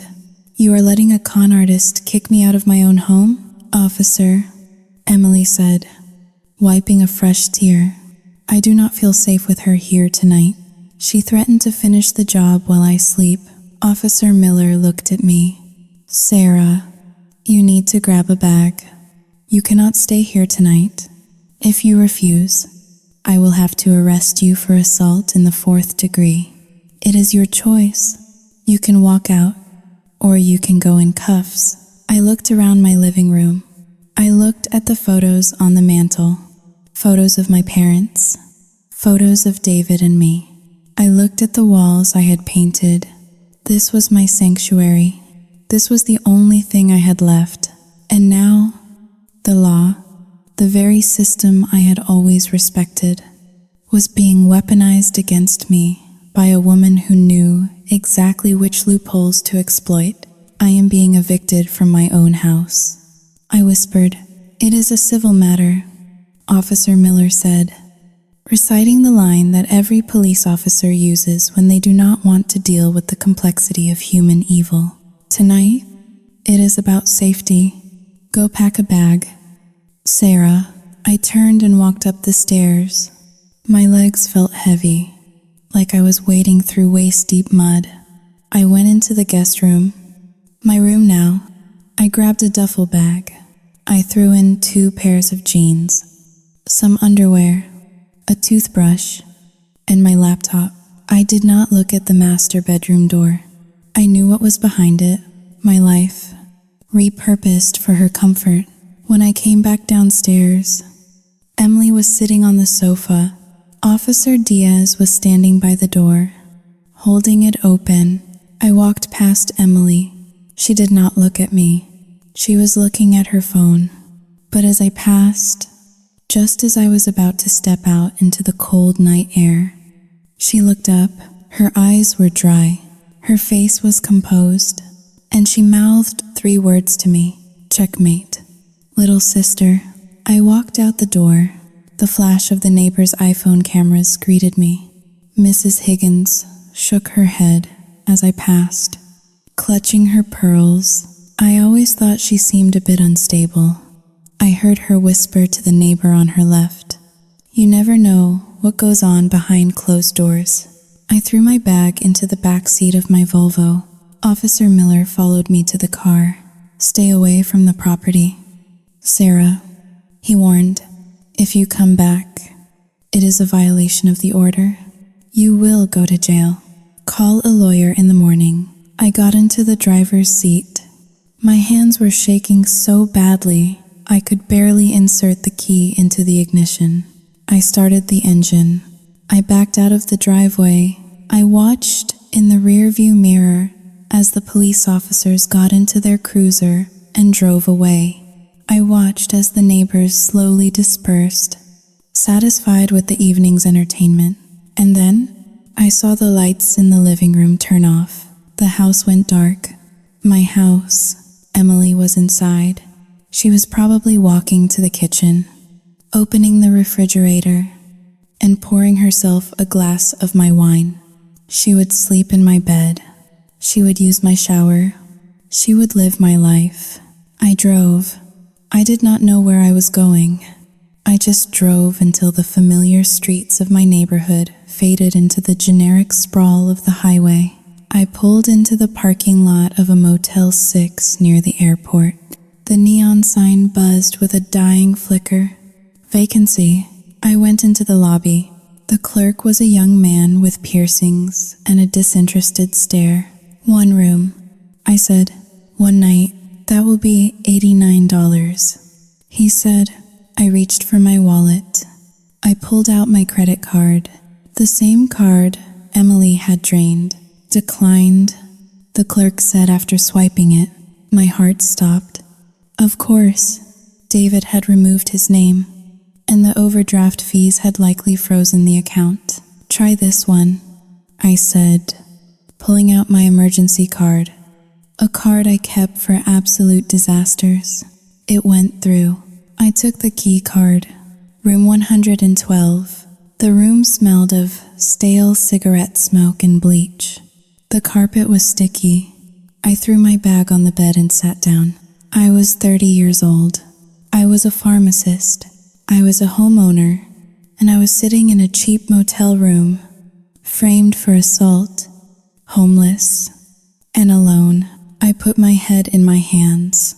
The shock was beginning to wear off, replaced by a crushing weight of reality. I had lost. I had played by the rules. I had been kind. I had been generous. I had been family. And it had cost me everything. My phone buzzed. I looked at it. A notification from Instagram. Emily Jenkins is live. My finger hovered over the screen. Do not watch it. My inner voice warned. It will only hurt you. I tapped the screen. Emily's face filled the frame. She was sitting on my sofa, the bandage prominently displayed. She had a ring light set up. My ring light. She looked pale, tragic, and beautiful in her suffering. Hi guys, she whispered to the camera. Seduced. 2 hashes greater than I did not want to do this, but I have nowhere else to turn. Tonight, I was attacked by my own sister. Comments began to flood the screen. Are you okay? That is horrible. Family can be so toxic. Sending prayers. She is sick. Emily continued, wiping a fake tear. She kicked me out because I confronted her about her drug use. She came at me with a knife. The police had to remove her. I am safe now, but I am terrified. She cut off all my access to money. I have no food. I have legal fees coming up to protect myself. She looked directly into the camera lens. If anyone can help, I put my Venmo link in the bio. Anything helps. I just want to survive this. I just want to be safe. I watched as the hearts floated up the side of the screen. I watched as the comments turned from sympathy for her to hatred for me. Your sister is a psycho. Press charges. Girl, donated $50. Stay strong. She was monetizing my destruction. She was crowdfunding her coup. I threw the phone across the room. It hit the wall with a satisfying crack, but the screen did not shatter. The voice continued to tinny out from the speaker on the floor. Thank you, Jessica, for the donation. You are an angel. I laid back on the scratchy motel bedspread. I stared at the water stain on the ceiling. It looked like a map of a country that did not exist. I closed my eyes. Okay, I thought, okay. The old Sarah would have cried herself to sleep. The old Sarah would have called a lawyer and begged for a plea deal. The old Sarah would have apologized just to make it stop. But the old Sarah was gone. She had been escorted out of her house by Officer Miller. The woman lying in this motel bed was someone else. I felt a coldness spreading through me. An absolute zero of emotion. She wanted a war. She wanted to use the law. She wanted to play the victim. Seduced. 2 cancelletto e maggiore di fine. I rolled over and picked up the phone. I did not turn off the live stream. I watched it. I studied it. I watched every micro expression, every slip of the mask. I needed to stop reacting. I needed to start hunting. I opened my laptop. I did not search for divorce lawyers or eviction attorneys. I typed in a name I had not thought about in years. A man who was a forensic accountant. A friend of my father's who used to say that every thief leaves a digital fingerprint, no matter how clever they think they are. I also opened a tab for the county recorder's office. If Emily claimed she had rights to the house, I wanted to see exactly what paperwork existed on that property. I was going to dissect her life. I was going to find the rot, and I was going to cut it out. even if I had to burn the whole house down to do it. The live stream ended. The room fell silent. I turned off the lamp. In the darkness, my eyes remained open. Tomorrow, the counterattack begins. The morning light filtering through the thin, mustard yellow curtains of room 112 was not welcoming. It was harsh and judging. I woke up to the sound of a housekeeper pushing a cart down the concrete walkway outside, the wheels clattering over the uneven pavement like a rhythmic assault on my headache. I had slept in my clothes. My jeans felt stiff and dirty. My mouth tasted like stale wine and regret. For a moment, I lay there, staring at the popcorn ceiling, trying to convince myself that the last 24 hours had been a hallucination induced by stress. Maybe I was still in my comfortable bed. Maybe David was making coffee downstairs. Maybe Emily was just a bad dream. Then I rolled over and saw my phone on the floor where I had thrown it. The notification light was blinking a relentless, angry red. I picked it up. My stomach churned. There were 42 missed calls, 17 voicemails, and hundreds of text messages. I opened my inbox. I hope you rot in hell for what you did to your sister. Pharmacist? You should not be allowed near drugs. You are unstable. I saw the live stream. You are a monster. The digital mob had arrived. Emily's live stream had gone viral locally. In the span of 8 hours, she had successfully branded me as a violent, drug-addicted abuser who preyed on the disabled. She had weaponized my silence and monetized my destruction. I sat up, feeling dizzy. I needed to call my boss. I needed to explain before he saw this. I dialed the pharmacy manager's number. It rang 4 times before going to voicemail. I hung up and tried the store line. CVS Pharmacy. This is Jessica. A voice answered. It was my technician, the one who had donated $50 to Emily's fund last night. Jessica. It is Sarah, I said, trying to keep my voice steady. There was a long, awkward silence on the other end. Saoyutsing Haoling. Dva. Oh, Sarah. Jessica. Listen to me. What you saw online. Saoyutsing Haoling. 2 hash is greater than it is not true. It is a family dispute that got out of hand. Emily is Saoyutsing Haoling. 2 hash is greater than she is not well. Sarah. Jessica cut me off, her voice cool and distant. Mr. Henderson told me to tell you that if you called, you are placed on immediate administrative leave pending an investigation. Investigation? I choked out. Into what? Into the police report. Sarah, we cannot have a lead pharmacist with pending assault charges. It is a liability. Also, Saoyutsing Haoling, 2 hash is greater than corporate has been getting calls all morning. People are threatening to boycott the store if you are working there. My hand gripped the phone so tight my knuckles turned white. I was being fired, not for incompetence, not for theft, but because my sister was a better storyteller than I was. Please, Jessica, you know me. We have worked together for 5 years. I have to go.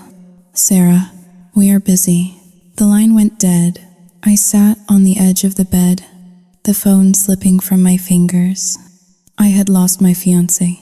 I had lost my home. And now, I had lost my career.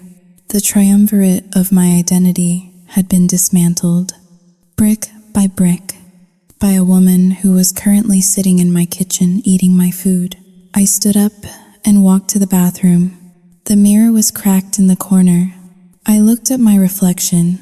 I looked haggard. My eyes were sunken, my skin pale. I looked like the unstable woman Emily claimed I was. This is how it happens. I thought, this is how people slip through the cracks. One bad day, one malicious lie, and you are erased. I washed my face with cold water. The shock was wearing off, replaced by a dull, throbbing ache in my chest. I needed coffee. I needed to think. I opened the door to my room and stepped out onto the walkway. The motel was situated next to the highway. The roar of morning traffic was deafening. I walked toward the vending machine near the ice dispenser. As I rounded the corner, I stopped. A black pickup truck was pulling into the parking lot. I knew that truck. It was a Ford F-150 with a small dent on the rear bumper. Sauting howling. Dva, David. My heart stopped. Had he come to yell at me? Had he come to serve me with a restraining order personally? Or worse, had Emily sent him to collect the rest of my things? Cementing my exile, I considered running back into the room and locking the door. I did not think I could handle seeing the look of disgust on his face again, but he had already seen me. He parked the truck and stepped out. He looked terrible. His shirt was wrinkled, his hair was unkempt, and there were dark circles under his eyes that rivaled mine. He did not look angry. He looked haunted. He walked toward me slowly, his hands in his pockets. He stopped about 5 feet away, respecting the invisible barrier that now existed between us. "Sarah," he said. His voice was raspy. "What do you want?" "David?" I asked, hugging my arms around myself to stop the shivering. "If you are here to tell me what a monster I am, save it. The internet has already covered that." David looked at the ground, then back at me. "I watched the live stream," he said. I let out a bitter laugh. "Of course you did. Did you donate? Did you help her buy a new purse to heal her trauma?" David ignored the jab. "I watched it 3 times. Sarah, I watched it until 3 in the morning." He took a step closer. "She made a mistake," he said quietly. I frowned. "What?" "In the video," David said, his eyes locking onto mine with the intense, analytical focus I used to love. "About 12 minutes in, she was crying about how you attacked her. She said you came at her with the knife because she confronted you about your drug use. She said she found pills in your purse." "So?" I snapped. "It is a lie. I do not do drugs." "I know," David said. But then, a few minutes later, someone in the comments asked her why she did not leave sooner. And she said, "Sauting howling. 2 hash is greater than." She said she stayed because she was trying to protect the baby. I stared at him. She forgot her own lie. "Sarah," David whispered. "At the party, she told everyone the baby was not mine. She said you were sleeping around. But on the live stream, when she was improvising, she slipped. She said, 'I could not leave my sister when she is carrying my niece or nephew.' She played the compassionate aunt card. But if she truly believed the baby was a product of an affair with a stranger, she would not have called it her niece or nephew with such Sauting hall, Ling, 2 hash is greater than possessiveness. She would have called it a mistake." He ran a hand through his hair, and then I started thinking about the math. "The money, you are the most frugal person I know. The idea of you blowing 30 grand on a crypto scam never sat right with me. It was too messy. You are not messy. Sarah, you are calculated. Even when you lie to keep the peace, not to create chaos." He looked at me, and for the first time in weeks, I saw a flicker of the man who had proposed to me. "I drove past the house this morning," he said. "There is a brand new Range Rover parked in the driveway. A rental." I felt a surge of rage. "She rented a car with my credit card?" David nodded. "And she was unloading bags from Nordstrom. If she was so terrified of you, if she was so traumatized, why is she shopping? Why is she flaunting it?" I let out a breath. I did not know I was holding. Because she thinks she has won. I said, she thinks we are both idiots. David winced. He looked down at his boots. I was an idiot. He admitted, I let my ego get in the way. I was so hurt by the ring. Saoyuting 2# is greater than, and the baby thing. Saoyuting 2# is greater than. I just wanted to hurt you back. So I believed her. Because it was easier to believe you were crazy than to admit I let a sociopath into our home. He looked up at me again. His eyes were wet. I am sorry, Sarah. I left you alone with her. The apology hung in the air between us. Fragile and necessary. I wanted to run to him. I wanted to collapse into his arms and let him fix it. But I could not. Not yet. We were not the same people anymore. I walked over to the vending machine and leaned against it. I went to see Mark yesterday. I said, David's head snapped up. Her ex? I told him everything Mark had told me. The affair with the personal trainer, the blackmail attempt, the $5,000 she had in her pocket when she called us that night, the pattern of tenancy fraud. David listened, his face growing paler with every sentence. As an architect, he understood structure. He understood how things were built. And he was realizing that Emily had built a skyscraper of lies on a foundation of our goodwill. She forged our parents' signatures. I added, dropping the final piece of the puzzle I had suspected but not yet proved. I checked the county records online last night. There is a second mortgage on the house, taken out 3 years ago. I never signed it. Mom and Dad were already dead. But the notary stamp, Saoyuting 2# is greater than. It belongs to a woman who went to high school with Emily. David's eyes widened. That is federal fraud, wire fraud, identity theft. Exactly. I said. I looked at him. I needed to know where he stood. Not as my fiancé, but as my partner in this war. She has the house. David, she has a protective order against me. She has the public on her side. If I go back there, I go to jail. David stepped forward. He reached out and took my hand. His grip was firm, grounding. She has the house, he repeated, but she does not know that we are talking. She thinks I hate you. She thinks you are isolated. He looked toward the highway. A cold, hard determination settling over his features.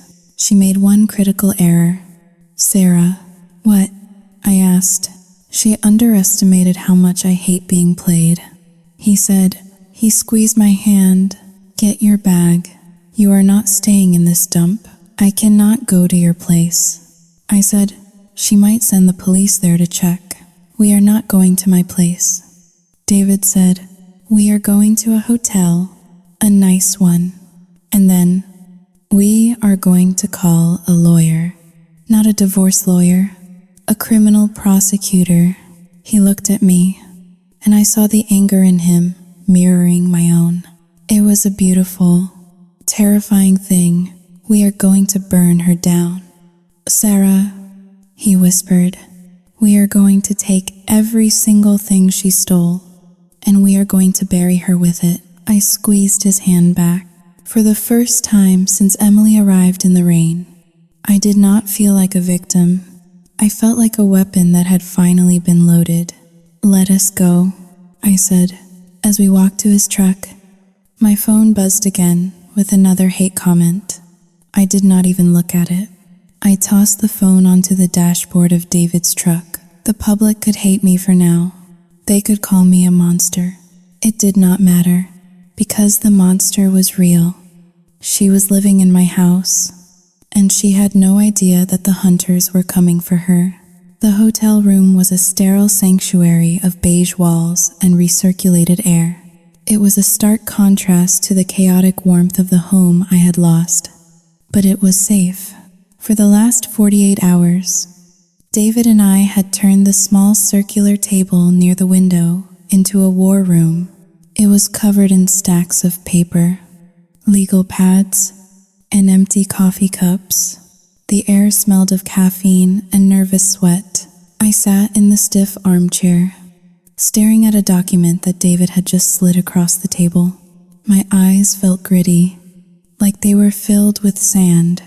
I had not slept more than 2 hours at a time since leaving the motel. Look at the date.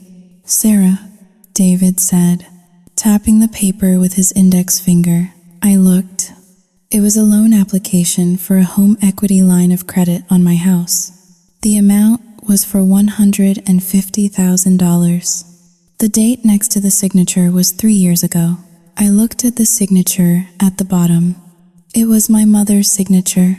The looping J in Jenkins was unmistakable. It was the same signature that had signed my report cards, my permission slips, and my birthday cards for 25 years. My stomach dropped. Mom signed this 3 years ago? I whispered. But Sao Yu Jing Hao Ling. 2 hash is greater than that is impossible.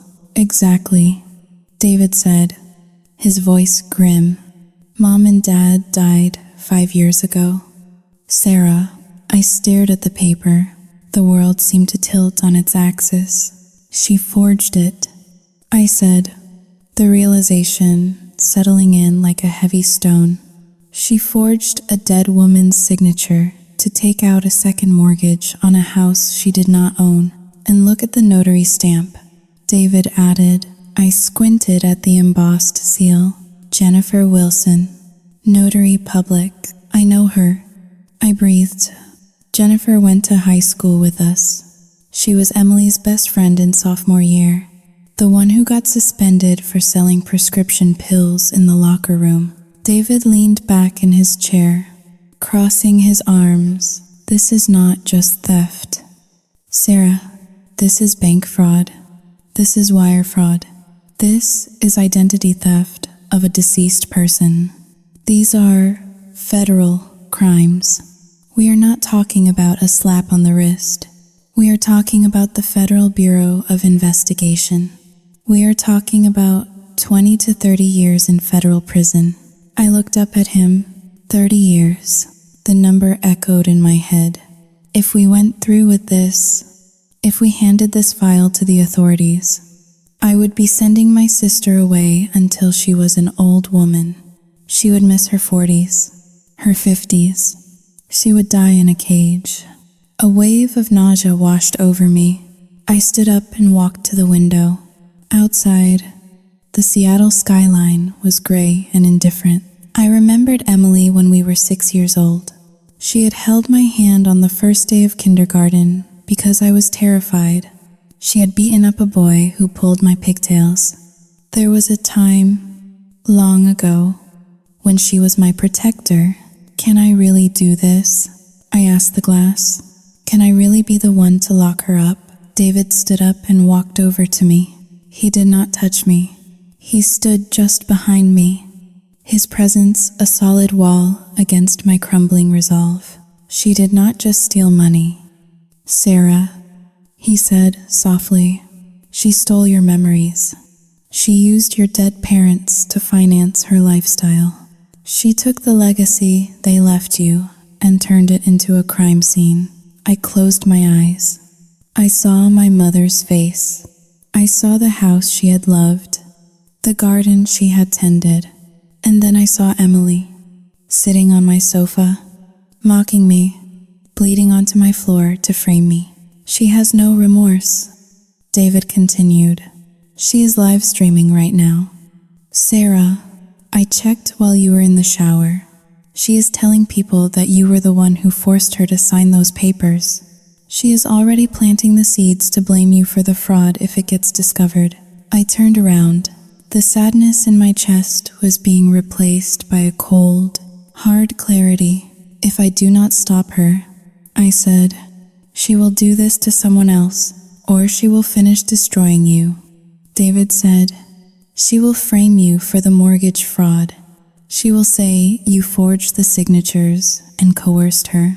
It is her word against yours. And right now, the public loves her. He was right. It was kill or be killed. The sister I loved had died a long time ago. The woman in my house was a ghost wearing her face. I walked back to the table. I picked up the pen. I looked at the affidavit our lawyer had prepared. It was a statement of facts, a formal request for an investigation into financial fraud and forgery. My hand hovered over the signature line. My fingers were trembling. I am sorry, Emily. I thought, I am sorry that you are broken. I am sorry that I could not fix you, but I will not let you drag me into the grave with you. I signed my name. The ink was dark and permanent. I put the pen down. The room felt suddenly quiet. The hum of the air conditioner seemed to fade away. David picked up the document. He placed it carefully in a manila envelope. I called the agent I know at the field office. David said, he is waiting for us. He said if the evidence holds up, they can move fast. Federal judges do not like it when people mock the legal system. I nodded. I felt hollowed out, scraped clean of all emotion. What happens now? I asked. David looked at me. His eyes were sad, but they were also proud. Now we wait, he said. We let her think she has won. We let her get comfortable, and then we end it. I sat back down in the chair. I picked up my phone. I had installed a new SIM card so I could avoid the harassment, but I could still access social media. I pulled up Emily's profile. She had posted a photo an hour ago. She was sitting on my back porch, drinking a glass of wine, wearing a new cashmere sweater. The caption read, "Finally feeling safe. Healing is a journey.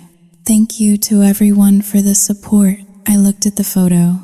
I looked at the smug tilt of her head. Enjoy the wine, Emily. I whispered to the screen. It is the last glass you will have for a very long time. I turned off the phone. I looked at David. He was packing the files into his briefcase. Thank you, I said. Sao yu ting hao ling. 2 hashes greater than for what? For not letting me be weak. He looked at me, and for the first time in weeks, he smiled, a real smile. You are not weak, Sarah, he said. You just have a big heart. She used it against you. But now you are using your head, and that makes you dangerous. We left the hotel room. The hallway seemed longer than before, stretching out into an uncertain future. I walked beside him, my steps echoing on the carpet. I was about to send my sister to prison. I was about to destroy my only remaining family. But as the elevator doors closed, shutting out the world, I realized something. I was not destroying my family. I was saving myself. And for the first time in my life, that was enough. The end of Emily's reign did not come with a whimper. It came with the heavy, authoritative thud of a battering ram against the oak front door of my childhood home. It was a Tuesday afternoon. I was sitting in David's truck, parked 3 houses down, watching through the windshield. We had been tipped off by the federal agent handling the case that they were moving in today. They advised us to stay away, but I could not. I needed to see it. I needed to witness the monster being dragged out of the castle she had stolen. Inside the house, Emily was live on air. I was watching the stream on my phone. The volume turned low. She was sitting in my living room, surrounded by orange Hermes boxes and shopping bags. She was weeping softly, telling her audience that she was terrified her sister was going to break in and kill her at any moment. I just need enough money for a security system, she whispered to the camera, wiping a non-existent tear.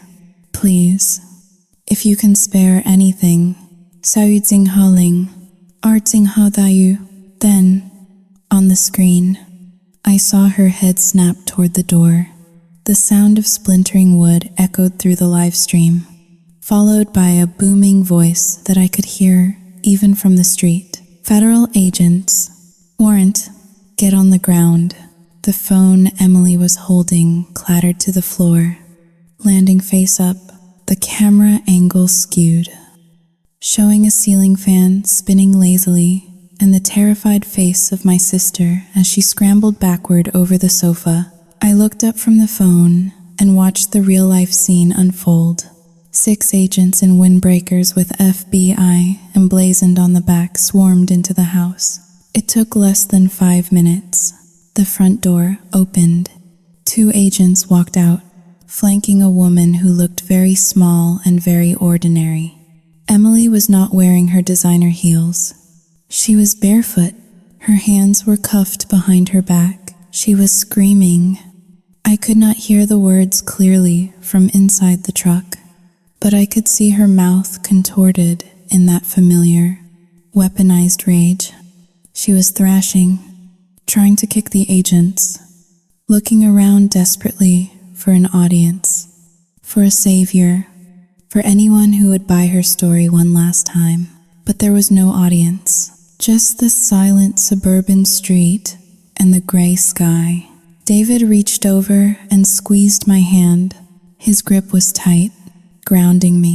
"It is over," he said. I watched them shove her into the back of an unmarked sedan. As the car drove past us, I caught a glimpse of her face pressed against the glass. She looked wild and feral. For a split second, our eyes met. I expected to feel triumph. I expected to feel joy. Instead, I felt a profound, hollow exhaustion. I was looking at the last member of my family, and I felt nothing but the cold distance of a stranger. 6 months later, I stood in the empty living room of the house. The legal battle had been swift. The evidence of the forged mortgage documents, the identity theft, and the wire fraud was overwhelming. Emily was currently serving the first year of a 12-year federal sentence.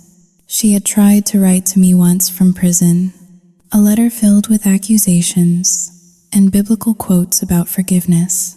I had burned it in the sink without reading past the first line. The house was clean now. I had hired a professional crew to scrub every inch of it, to remove the smell of her perfume and the bad energy she had baked into the walls. But it did not matter. I looked at the spot on the floor where she had cut her arm. I looked at the vanity where she had stolen my ring. I looked at the kitchen where we had grown up eating pancakes with our parents. The memories were still there, but they were infected. I could not walk down the hallway without seeing the ghost of her betrayal. This house was no longer a legacy. It was a mausoleum. David walked in the front door. He was carrying a cardboard box. "That is the last of it," he said. "The movers are ready." I nodded. I walked over to the window and peeled off the sold sticker from the real estate sign on the lawn. "Are you sure?" David asked, coming up behind me and wrapping his arms around my waist. "I am sure," I said, leaning back into him. "It is just a house." "David, a building. We will build a new home, one that belongs only to us." We walked out of the house together. I locked the door and dropped the key into the lockbox for the new owners. I did not look back. 2 weeks later, we got married. It was not the grand wedding we had originally planned. There were no bridesmaids, no 3-tiered cake, no guests from the Homeowners Association. We drove to a small courthouse on the coast. I wore a simple white dress I had bought off the rack. David wore a suit he already owned. The justice of the peace was a kind woman with reading glasses on a chain. She read the vows, and her voice was the only sound in the room besides the crashing of the waves outside. "Do you, Sarah, take this man, Sao Yu Jing Haling, R. Jing Hao Dayu." I looked at David. I looked at the man who had seen me at my lowest, who had been manipulated and hurt by my family, and who had chosen to stay and fight beside me.